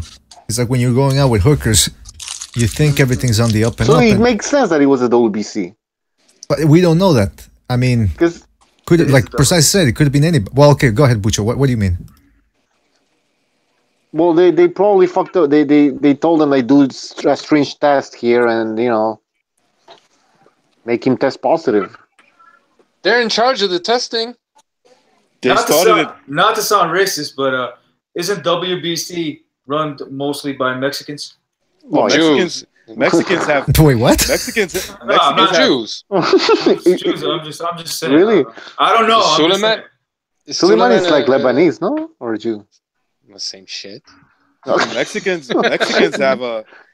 have beef with each other. That's a well-known Mexican history beef with them. Mexicans go at each other hard. So wait, recognize. Did you just say they have beef with each other? Yeah, that's what I was trying to say. You caught it. You caught it. It's like, what the fuck we said? Reverse. Yep. No, but they've been known for, not all Mexicans are cool with each other. I mean, go back to. I heard the rivalries between the Mexicans and the Puerto Ricans are even worse. That's true. No, but hold on. Just gonna say the WBC. Suleiman looked like a stupid ass fucker when Canelo didn't want to take that belt. I mean, because Suleiman did this whole thing. I don't know, but I don't. Maybe you didn't see it, but in Spanish TV and everything, he was showing off the belt. He was making all these appearances on TV shows, going like, "This is the belt that the winner's gonna get." Blah blah blah. And then Canelo's like, "I don't even want that shitty belt on the ring to be inside the ring." Like Suleiman looked like an idiot. Like people don't understand what a slap in the face that was, And just because he's Mexican, well, big deal. So is Cuadras, and he just lost to another Mexican. Well, not just lost, but first it was a Nicaraguan, then it was a Mexican, then it was a Puerto Rican. Right. So he's they have other favorites now in and around that weight class. So who runs WBC? Suleiman. Yeah. They're worship not money. ethnically, in my opinion, these people are crypto Jews. They're not. They don't belong to any of these nationalities that they tell you belong to. Basically, Wait a minute. they don't believe in any of that shit. What do you mean by these the people? WBC, they're Mexican insofar as that's their market. So if Mexicans go for Triple G, they're gonna go with Triple G over Canelo because that's what the market is telling them, right? These are merchants. They're not Mexican. They're not British. They're not Lebanese. They're merchants. They're Jews. Let's keep it real, man. I see what you're doing. They're merchants, calling them merchants, and then in the temple. That's who they are. They're selling in the temple. When is the diamond belt coming back? Who gives a fuck? But Precise makes an interesting point about, and Butcher said the same thing as well, which it's about money. It's not about nationality. People think too much about nationality and race, and I'm going to stick with, people stick with the race. That's for the small people. That's for the small. That's for the masses. That's right. X taught you that, right? X taught me that. Yeah, there you go. It goes both ways. It's the money and nationality. Both matter. Yeah, but if you got the nationality supporting you, that's where they're gonna go. If it's like Precise said, look, if the Mexicans love Triple G, that's where they're gonna go. If they see Triple G as El Gallo Negro and they see Canelo as Miklo from Blood In, Blood Out. What type of comparison is that, man? Remember Hey, Vatos Locos for life, eh? The white Mexican, he had to prove himself a little bit extra, Right. So, maybe that's... But no, going back to what Precise said, I think is right. If they see that a certain guy has the bigger fan base, or he's noticing that the shift is swinging towards a different way, that's where they're gonna go. And that's look at what Mayweather and what's his name, the other guy. Well, I'll start with Mayweather. He started doing the Mexican brand shit, so he'll get some people on his side. I guess that actually matters, but it's not just the money factor of it. It's just what your nationality also is a big part there to play with the WBC belts or whatever. I don't remember what belt he was fighting for with Oscar De La Hoya. WBC. WBC junior middleweight. Yeah, there you go. It does play a factor. How did you score that fight, by the way? I had Mayweather winning. Same. Yeah, same to Hoya. 10 rounds to 2, De La Hoya. I knew precisely that. No, I had it 7-5 for Flomo. Because they all got faded also, man. I had it 7-5 Floyd. It was a close fight. If they always fades, man. Yeah. What's gonna happen? What's gonna happen to Martirosyan? He'll survive. We talked about it. He'll survive. I think he gets stopped. He gets TK'd. Hey, I wanted How to ask. long does he last? 6. I'm gonna come back 10. here. I'm gonna come back here and talk some shit after he survives for 12 years. Yeah, you're gonna celebrate the fight. I'm wondering if Golovkin's gonna carry him. He may. He will. Why would he? Big John give a show? To give a show to the people? A little bit, yeah. Oh. But it's not gonna look bad though, because Golovkin has to knock out this guy. Let's be honest. He should not carry him within more than 10. Bro, that's a lot, man. I'm absorbing it. To get the rounds in, basically, to work on stuff, to have a fight. You know what I mean? I mean, Golovkin's done it before. William Monroe, the other black slick boxer, I forgot his name. Yeah, I got Monroe. Done many times. Use the word slick. Oh god. That's a no-no. Athletic. Oh god. What's that guy crazy saying? is he actually tried to carry William Monroe farther, but William Monroe just walked away. Yeah. There was the other guy he tried to carry. What was his name? Dominic Wade. Yeah, him. Dominic Wade, if that's one of the funniest Golovkin fights you'll ever see. Yeah. Because if in the start of the second round, William Monroe just looks over there with a puppy dog face at Golovkin, while Golovkin's giving him this real mean look, and Dominic you can see Golovkin every time Dominic Wade punches him, he just smiles, and he ate the shot. and then he punched him in the face and punched him on the shoulder, and he went down. Dominic Wade's actually won a fight since then, but sadly he's in a prison cell for domestic violence. He got out. Oh, he got out, did he? What are you talking about? Dominic? Was it Dominic Wade, the guy that fought Saunders? No. He fought Sam Solomon and went all. No. Saunders fought somebody recently. William Monroe.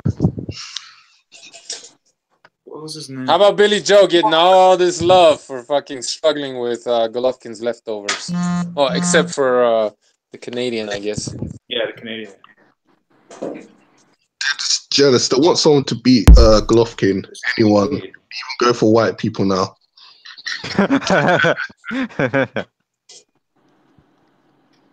By the way, anybody ever thought about the fact that Golovkin really isn't white? If you think about it, there's no such thing as actually white. goes to the Asian games. Asian Russian. Race is a social construct, bro. It's a social construct. Yeah, there's no such thing as white. No, it is. It is. Yeah, but I think if I have to take a guess where he gets his strength and his power, if I have to take a guess where he gets his strength and power from, is it his 5'1" Korean mother, or is it his Russian father in the Soviet army? I know which one I'm thinking. That's like asking. That's like asking which half of It was Willie Monroe. I got confused with. That's like asking which half of what's the guys the golf player. Tiger Woods. Tiger Woods. That's like asking which half of him is hitting the ball hardest. I didn't get that. I was only joking. You know what? I think like Dave Chappelle, he made that joke on one of his shows where he has an Asian wife, and as they watched his games, they would argue over which half of him is hitting the ball hard. Let me tell you something about Tiger Woods, man. When that shit was happening, I was following it pretty closely, and I'll tell you why. Because whenever you have a guy that makes as much money as Tiger Woods, and then all of a sudden it comes out, in the United States, they can go to war against countries that didn't do anything to them. There's bloodshed all over the place. But if you're a public figure and you cheat on your wife, you are the devil. So I was keeping a close eye on that. Man, a public figure, you cheat your wife. We're not going MGTOW right now, but my point is this. That Tiger Woods, all these promotional, what's it called? His sponsors, they all left him. And then they came back. And if you know anything about advertising, there's a lot of symbolism involved in there. It's not everything's thought out. Nothing is put there just randomly. And the commercial, I don't know if you guys remember the commercial that they did when they rejoined or they started sponsoring Tiger Woods again. It's a black and white shot of Tiger Woods just staring at the camera, and the camera is zooming in on him. I did not have sexual relationships with Monica Lewinsky. No, that's not it. That's the wrong commercial. Okay. And it's there's in the background you can hear his father, who was dead by then. I think he'd been dead for a couple of years, and he's like lecturing his son. And people were like, wait a minute, where did they get this recording from? Because the guy had been dead for a couple of years, I think, the father. So it was just a very bizarre type of commercial, and I gotta wonder if maybe that's the same shit that happens here with Canelo. All of a sudden, the A-star is being made fun of. He's being mocked in front of the whole world. And I gotta wonder, control. Maybe he lost his protection. I mean, I've not seen Tiger Woods' dad. Is he actually a black guy, a real black guy? Yeah, he was black. His mother was Asian, I think. Well, I don't know. I've not seen. Well, in America. I mean, in America, though. I mean, all you got to do is have a suntan, and they'll fucking claim you. The African American. If you're good at sports, yeah, I don't know. If you're good at sports, mate, all you need is a fucking half of a suntan, and just go red in the sun for about 20 minutes, and you're one of them. So I don't know. I mean, Tiger Woods has a drop of milk on him. You don't even need a suntan. Drake, everyone says he's black, and he says the N-word. Just one thing about Tiger Woods. Remember, all the women he was cheating with were white, and he got a lot of crap for that. Yeah. That's interesting. Anthony Joshua did that. Dimdies. What'd you say, Cameron? They also took him to the fucking cleaners, them white women, didn't they? Listen, mate, this is the thing. You marry a white woman, mate, and you're rich. Good luck. Good luck to you, man. Well, so was Tiger Woods going for all the white women, man. I'll tell you what, Anthony Joshua would not be happy with that. Anthony Joshua fucks white women. He fucks white women. He's a liar. He's full of shit. Hey, they're part of the superior race, bro. Speaking of... Everybody loves snow bunnies. Let's Threat keep it has real, been man. detected. Uh-oh, I think I'm getting a virus here. Strictly black ladies, bro. I don't know what you're talking about. I think I'm getting a... Hey, by the way, guys, I got a question for the people in the chat. And you too, guys. So you said, is it me? And look at the screen. Is it because we're talking about Serena Williams earlier? Is it me, or does Floyd Mayweather look, or Serena Williams looks like Floyd Mayweather in drag? I mean, I'm not kidding here. I mean, I think there is somebody pointed Floyd Mayweather looks like Floyd Mayweather in drag. No, but somebody in the chat room pointed. I mean, in the hangout pointed that to me in a private message, and I'm thinking, man, I gotta get your guys' opinion on this. Is this? You remember that picture where he had the squirrel sticking out of his pocket? Who did? Floyd. A squirrel sticking out of his pocket. What? Put that picture up. I've never seen. She was guarding his nuts. Yeah, against Andre Ward. I don't know what you're talking about, Reverse. Is that what joke? Is that a joke or what? No, it's a picture. A squirrel. Yeah, like white pants on, a red sweater. All right, I don't know what you're talking about. What the hell? You guys fail to realize that Floyd is kind of like a child. No, we knew that, man. Can't read a book. Carries a backpack wherever he goes. It reminds me of that South African runner, isn't it? She's like Serena Williams. I mean, you know, she won an Olympic gold. And instead of going for a drug test, they went for a gender fucking test. You know what I mean? Jesus. Honestly, you want to see her? She was destroying these fields, and she had a man's face. She looked really old. She looked like an old man, but she was a fucking very good runner. And everyone was questioning her whether she's a man or a woman, and they had to actually give her a gender test. Whoa. Cool. Whoa. What was that kid? That teenager. It's a guy, and he's because he apparently is a woman now, so he was competing against women wrestlers in college. And he was fucking beating the crap out of them. If I was one that's the world we live in now. Or big brother, You see, so for me, that's not hitting a woman. If a man can breaking up, bashing at women, mate. Address. Can you hear me now? Yeah, man. Yep. Yeah. He's a man that, you know, pretends he's a woman and goes and bashes at women for a living. I mean, what a fucking pussy! Like, he don't like hitting women, but he's not a wadley stick one in his jaw. But I just don't. This is how sick the world Do is. what? Stick what in his jaw? Oh, come on now, apologies. This is me. I'm sorry. Come on, man.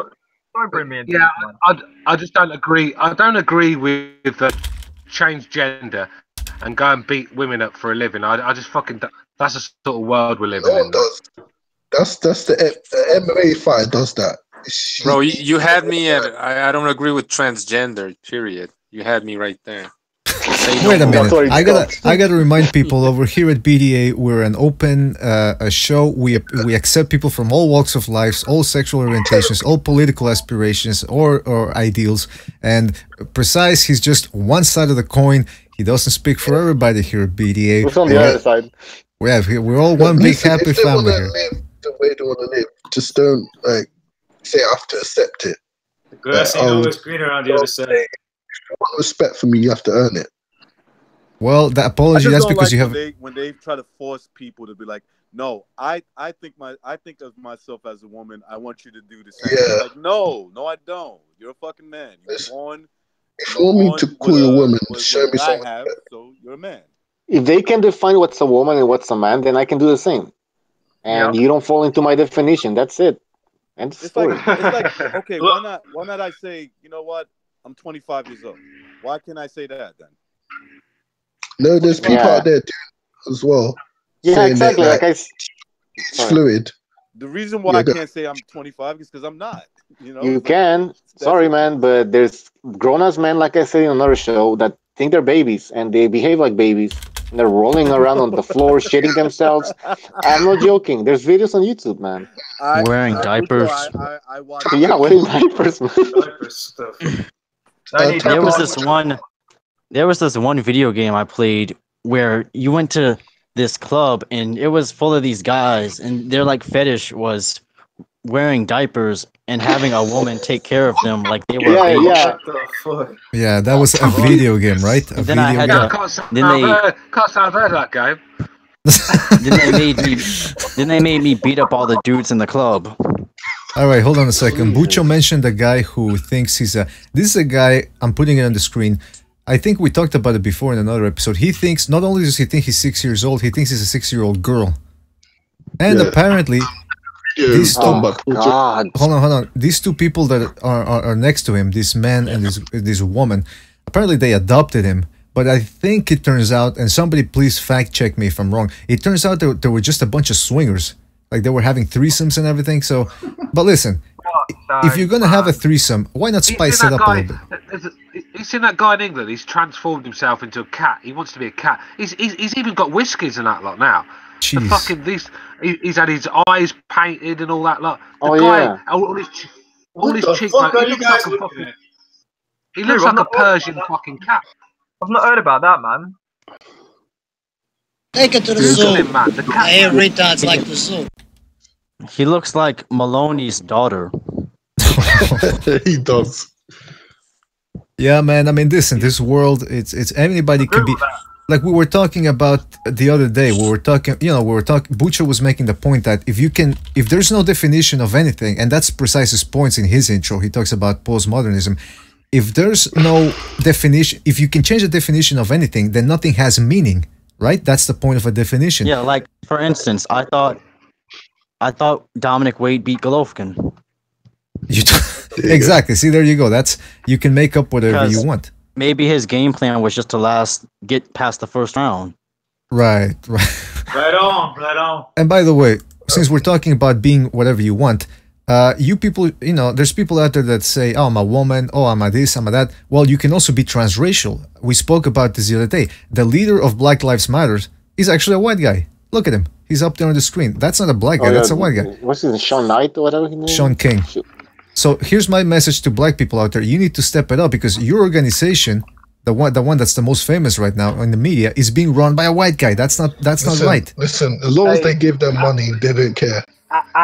And it's funded by white people as well.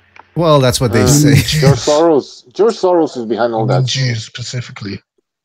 Yeah, are Jews white or not? I'm Asian. Are Jews white? Yeah, them Zionist Jews are because they come from Eastern Europe originally. I mean, George Soros is from Hungary. But so you don't get that.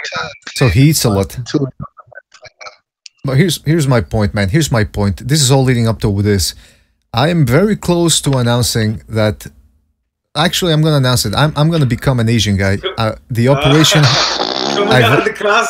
I've already booked an operation.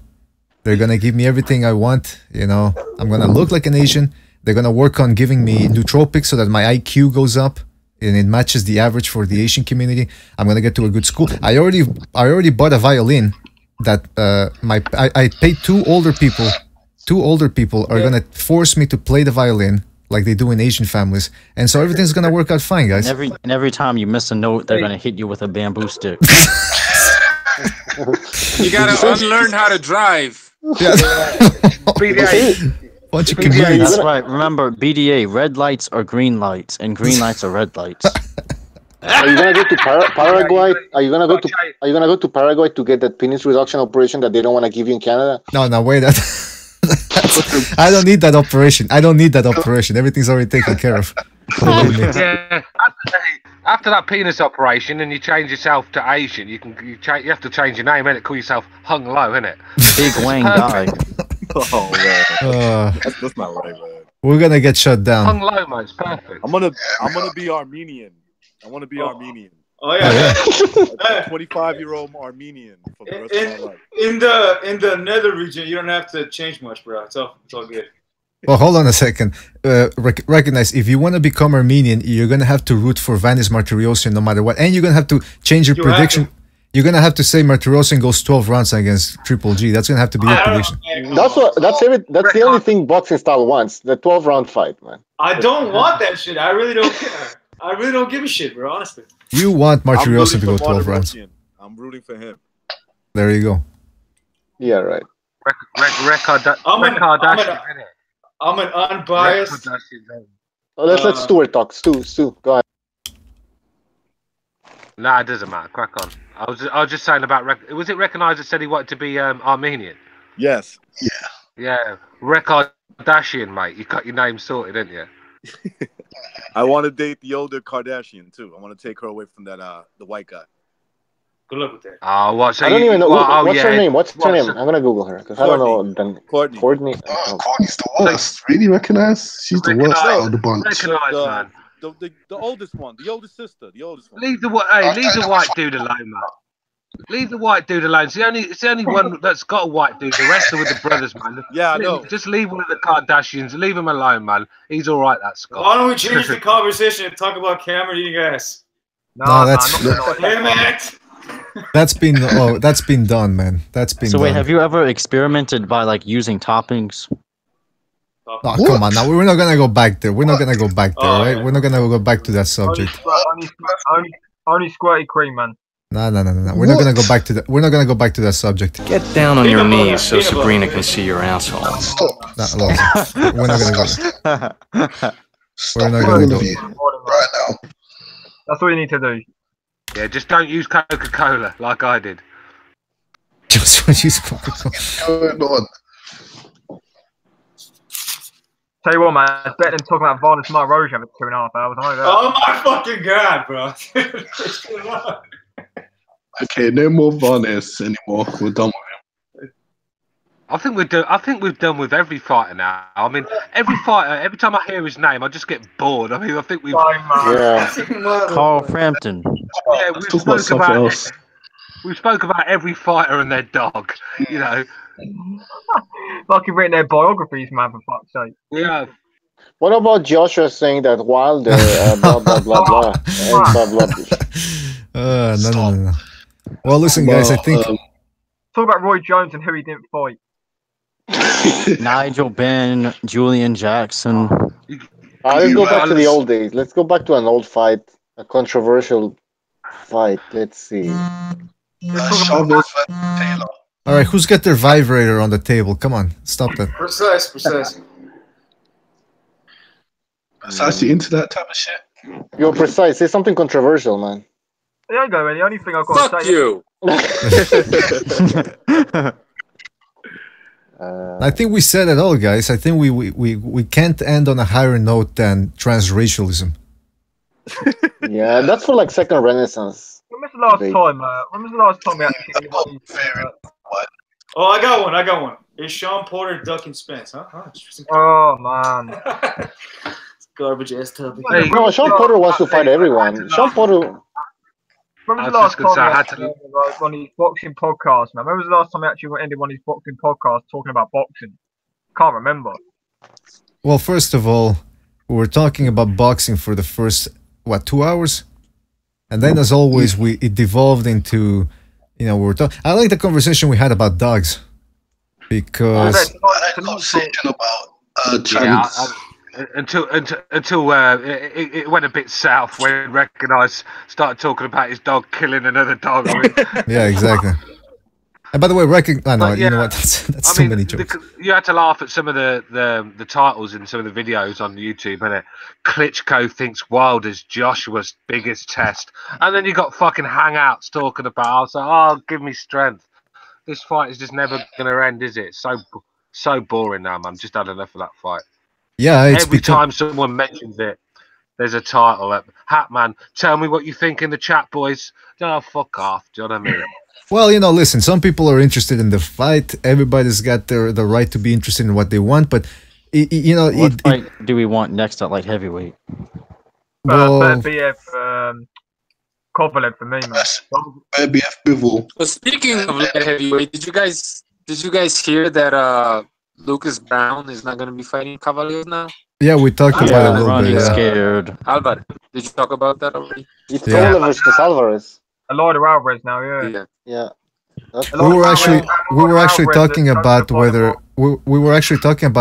Alvarez Kovalev is a better fight than Kovalev Marcus Brown, but we were kind of split on it. I want to say one thing about this. Eloy Alvarez, I give him a lot of credit because he chose to fight the more accomplished champion in Sergey Kovalev than the pretend one, Adonis Stevenson. So give him a lot of credit for that. Yeah. Well, I think it's a better fight. You do? Yeah. I'm sorry to change the subject here. Sorry to change the subject, but I'm hearing Usyk is refusing to go to Russia to fight Gassiev, so what's going to happen with that one? Yeah, he is. Yeah. I think, this whole you have to understand the whole political situation. Like, they don't really like Ukrainians in Russia and vice versa. Klitschko went. I'm overgeneralizing. Klitschko went there. But Klitschko was born in Kazakhstan, and Klitschko's a Westerner, basically. He might have been, born in Kazakhstan or Ukrainian. Hold on, guys, one at a time, please. Okay. One at a time. We can't talk over each other. All right, who was talking precisely? Yeah. All I'm saying is that Klitschko he was basically a Westerner. He's no Russian or anything like that, or even Ukrainian if you really think about it. Yeah, that's a good. Usyk is Usyk from like Eastern Ukraine because they're more Russian. Like it's like Crimean. They were more. They're like more. Feel more Russian than Ukrainian. So he's anti-Russian. He's one of the Ukrainians that's anti-Russian or anti-Russian aggression, basically, right? He's from Kiev, no? Is he from Kiev? I don't think so. No, I think he's from a small town. All right, apology. I didn't hear what you said. Nothing. Never mind.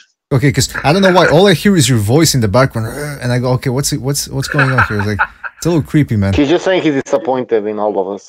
Yeah, he's disappointed in all of us. Well, listen, I'm used to hearing people being disappointed in me. But look, this whole thing about Kovalev versus Alvarez, like we said before, and we were talking about that. It seems like Alvarez has a better resume than Brown. He beat Jean Pascal, he knocked out Bute, he beat Shalemba. What has Marcus Brown really done? But then again, I think Recognize the Matrix, and who else was it Cameron or Stu that said that they also preferred Brown against Kovalev because of the physical. No, man, it won't fucking me, I'll tell you that. No, I would much rather have Alvarez. Don't ever say I said that again, man. All right, to be honest with you, though, such an insult. Yeah, but I see it as who do I want to see get? I like his whole style of fighting. Yeah. That makes it interesting. Marcus Brown. All right, Stu, what would be a more entertaining fight? Okay, Stu, what were you gonna say? You said to be honest with you. I just want to see Brown get knocked out. To be honest with you. Wait, why would you say that? I want to see him get crushed. That's a racist. Yeah, I sense some racial tension. No, he needs to pay for robbing Kalajdzic. The Armenian guy that beat him. You guys want Vinis to get knocked out? Now Brown. Just wanting Christmas fight. To get a fight. Apparently, in nowadays, if you want to see a certain fight get knocked out, it means you're a racist. Apparently. Welcome to 2018. Did we ever talk about the I want to see Orlando Cruz get knocked out, and he's saying. Why you always saying Orlando Cruz? We got a homophobe. Homophobe. He deserves to be KO'd. Another homophobe. Give the guy a chance. I'm only joking. Hey, can Kovalev versus Alvarez happen in Montreal? That's possible, no? Yeah, it's possible. Alvarez. Kovalev, I didn't even start out. Come on here. All right, look, listen. We've covered it all. I think. Did we ever discuss the annual Gary Russell Jr. fight? The annual. No one cares about him. No one cares. Let's talk about fucking Barnas instead, man. Yeah, I care about him more than Russell. Bring it on, Cameron. Which a good fight, no? No one cares, though. No one cares about Russell. Yeah, I think I'd rather talk about Russell Crowe than Russell Jr. To be honest with you, mate. Russell Crowe hitting women with phones and stuff. It wasn't a woman; it was a guy he hit with a phone. Oh, he shit. threw a phone at a Who guy. was hitting women? To be 6 girls. Lord Mayweather. Yeah. All right, you know what? On a final note, two final notes. First of all, I wanted to ask reversely, I wanted to ask Reverse about Higa getting upset. Higa, I should say. Daigo Higa getting upset this past, what was it, Saturday? Last Saturday? What did you think about that one? What did you think about that one? That was pretty unfortunate. Oh, you were rooting for Higa? Mm-hmm. Well, listen, what did you think of Christopher Rosales? He fought a pretty good fight, right? He did. Now, do you I think... don't know why Higa's corner pulled him out. Now, that's what I wanted to ask you. How familiar are you with Japanese culture? Pretty kind of familiar. They could have kept him fighting. I mean, look at the way they let Yoshiro Kama guy keep fighting Kodo. Mm-hmm. Yeah, he did not win one round of that fight. Well, that brings me to my question, which is that what is the fighting spirit over there in Japan? Like, if you quit or if you stop, how is that seen over there? He's asking for a Hakido. No, I'm not asking I've never really seen a Japanese fighter quit like that. Mm-hmm. And Higa didn't quit. His corner pulled him out in the middle of the 9th round. All right, so they must have seen something then. Mm-hmm. I mean, Higa did miss the weight. And he was trying to make it all week. Mm-hmm. He was pretty much drained all week before the fight. Now, by failing to make weight, did he bring shame to his house, or? I mean, I don't know about that, but I mean, he still took the fight. Cut one of his fingers off. All right. You know, you actually have to do that to leave the Yakuza. Yeah, that's why. I saw that movie with Michael Douglas. What was it called? Black Rain. Black Rain. Oh, that was the guy cuts his finger off. What did you think of? Did you see the Murata fight? No, I didn't. Did you? Mm-hmm. But he was fighting a no-hoper, really. A guy that couldn't punch. I mean, I don't know. Were you impressed with him? I mean, not really, but he did show that he can cut the ring off relatively well, and that he had pretty good accuracy. Well, now that's an interesting point here, because he's got accuracy, like you said, cutting off the ring. He did beat a very hard to get to Endam. You know, Peter Quillen couldn't do it. Lemieux couldn't do it. They're both very good punchers. Morata did. So here's my question. Bob Arum is saying that he thinks Morata versus Triple G can do 60,000 people in an arena or in a big venue. In Japan. Would you be... Is that a fight that interests you? Yes. Somebody said this, and I agree with them. They said that they were at the Morata fight, and they said they could see the dollar signs from their seat in Bob Arum's eyes. Huh. So Bob Arum was... For Morata, he actually did like 14 million views. Jeez, Louise. In Japan. Yeah, those Japanese, they love their TV, and it's like the Kamedas too, right? The Kamedas, they were doing big numbers over there. I'm not too familiar with them that much. Koki Kameda, I think he was doing huge numbers. But anyway, it's all right. So that Murata Triple G, that's a good one to make. Now let me ask Boxing Style this before we go. You're Armenian. I'm pretty sure you follow all Armenian boxers. No, not really, no. No, I'm pretty sure you do. So I watch the big fights. I mean, the small fights, small fries here and there, I do watch it, but I watch the big fights majority. Well, because the reason I mentioned that, because there's a good fight that's going to be coming up on May the 12th. Ray Vargas, the undefeated Ray Vargas, who's 31-0, he's going to be taking on Azat. And you tell me if I'm getting this, how wrong I'm getting this. Azat Hovhannisyan. Azat Hovhannisyan. Yeah, he's the one. He stopped Ronnie Rios, something Vargas couldn't do, and that fight's going to be taking place on HBO, I believe. And Hovhannisyan looks very strong. I mean, what do you think about that fight? I have to check him out. I have never heard of him. Oh, jeez, Luis. Look him up. Now you bring shame to your house. Yeah, I mean, I watched the big. I told you I started with the Triple G. All right, yeah. 2012. Yeah, you start with the main course and then you work your way down to the appetizers. Yeah. Then I go to the details. There you go. All right. Why not? All right. Before we go, anybody got anything else they want to get off their chest? I'm gonna do a little bit of a plug here.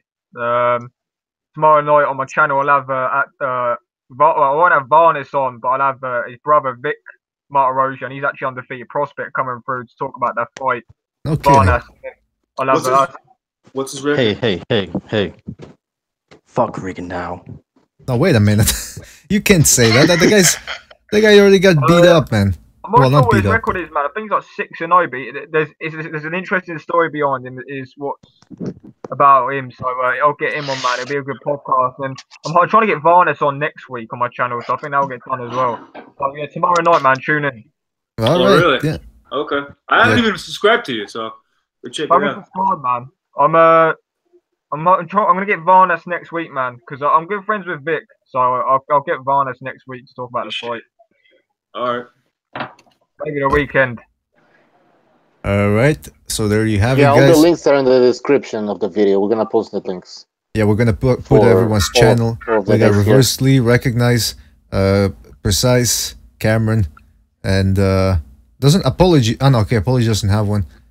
I thought Apology. X, of course, we can't forget X and his channel. Recognize, bro. Are you about tomorrow night? What's that? You about tomorrow night? Like, what's the time now? Where you are? Right now, it's 8:48 p.m. Oh yeah, man. If you're around about 6 p.m. your time tomorrow night, man, you can come on if you want. Yeah, definitely, man. Fucking Cameron is always staying up late, man. Don't you have school or something? You know, BDA, I don't sleep. I sleep standing up. You're a vampire. I just don't sleep, man. Use a bat. I sleep with one eye open. I sleep twice a week, bro.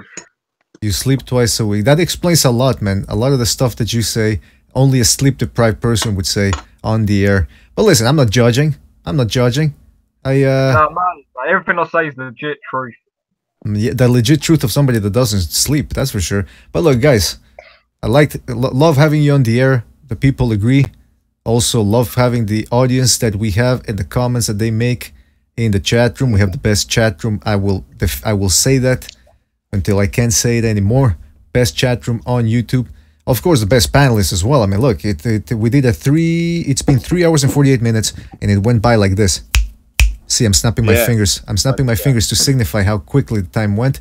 We are going to be back. I'm going to try to squeeze in a Second Renaissance podcast. If you guys aren't subscribed to Second Renaissance, subscribe just in case we do one this week. Don't forget to subscribe to BDA, our main channel. Like, bro, comment. That's tomorrow night, man. We'll be fucking clashing shows, bro. Yeah, well, maybe, I mean, I don't... You're going at 6 p.m. Eastern, so I mean, we'll see. I don't think we. Yeah. I mean, yeah. And by the way, even if we did go live tomorrow on Second Renaissance, we don't get everybody that listens to this boxing podcast. A lot of people they just want to talk boxing, so we wouldn't. No, I'm saying that I want to be on the Second Renaissance, man. That's what I'm saying. Okay, well, we'll do it. We'll do it another day, maybe. Then we'll do it another day. I want to give a shout out to everybody in the hangout here. You know, Reversely, Recognize, Precise, Cameron, Apology Man, and of course Boxing Style, who's now determined that Vanis is gonna go 12 rounds against Triple G. Oh, and Stuart Little, man, he dropped off. Oh yeah, Stu Little dropped off. What the fuck? Anyway. One thing real quick. Yes. Channel's hot. You guys all here. See you later. Yes, man. Cameron, what's your channel's name? Cameron Diaz? What is it? Cameron Diaz, what the fuck you on about? No, listen, man, it's Cameron Diaz, man. Oh, that was a good one. Right, man. I'll tell you what, man, you ain't fucking blocked for that comment. I'll tell you that, man. You fucking But now, man, it'll be good tomorrow night. Fucking Vic Martirosyan, man. He's got a good story behind him. It's quite interesting. So. No, but seriously, no joke though. What is your channel's name? Because I can't get it over here. Just my name, bro. Cameron Gillon. Not Cameron Gillon. It'll be in the link in the description of this show anyway. So. Yeah, it's gonna be in the description. So everybody. I'm trying to get Brandon Rios on this weekend as well, which would be a good hangout. So. Anyway, guys, I want to shout out to everybody in the chat room. Boxing Kills TV, Graphic, right, who was saying his stuff right there, never stops talking. Boxing Kills TV, that's right.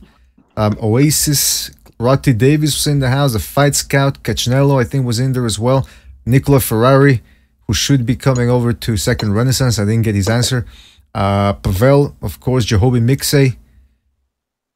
Everybody, you know who you got. Yeah, Clutch Caccinello was there. Fam, Ollie, Pop-Tart Gun, Gangsta 003. Michael Stott was in there as well. The Shepherd of Sons. X was running the chat room as well, guys. You guys know who you are. We love having you around. Thank you for listening, and we'll see you on the next one, folks. Take care. Take care. Take it easy, guys. Peace out, bro.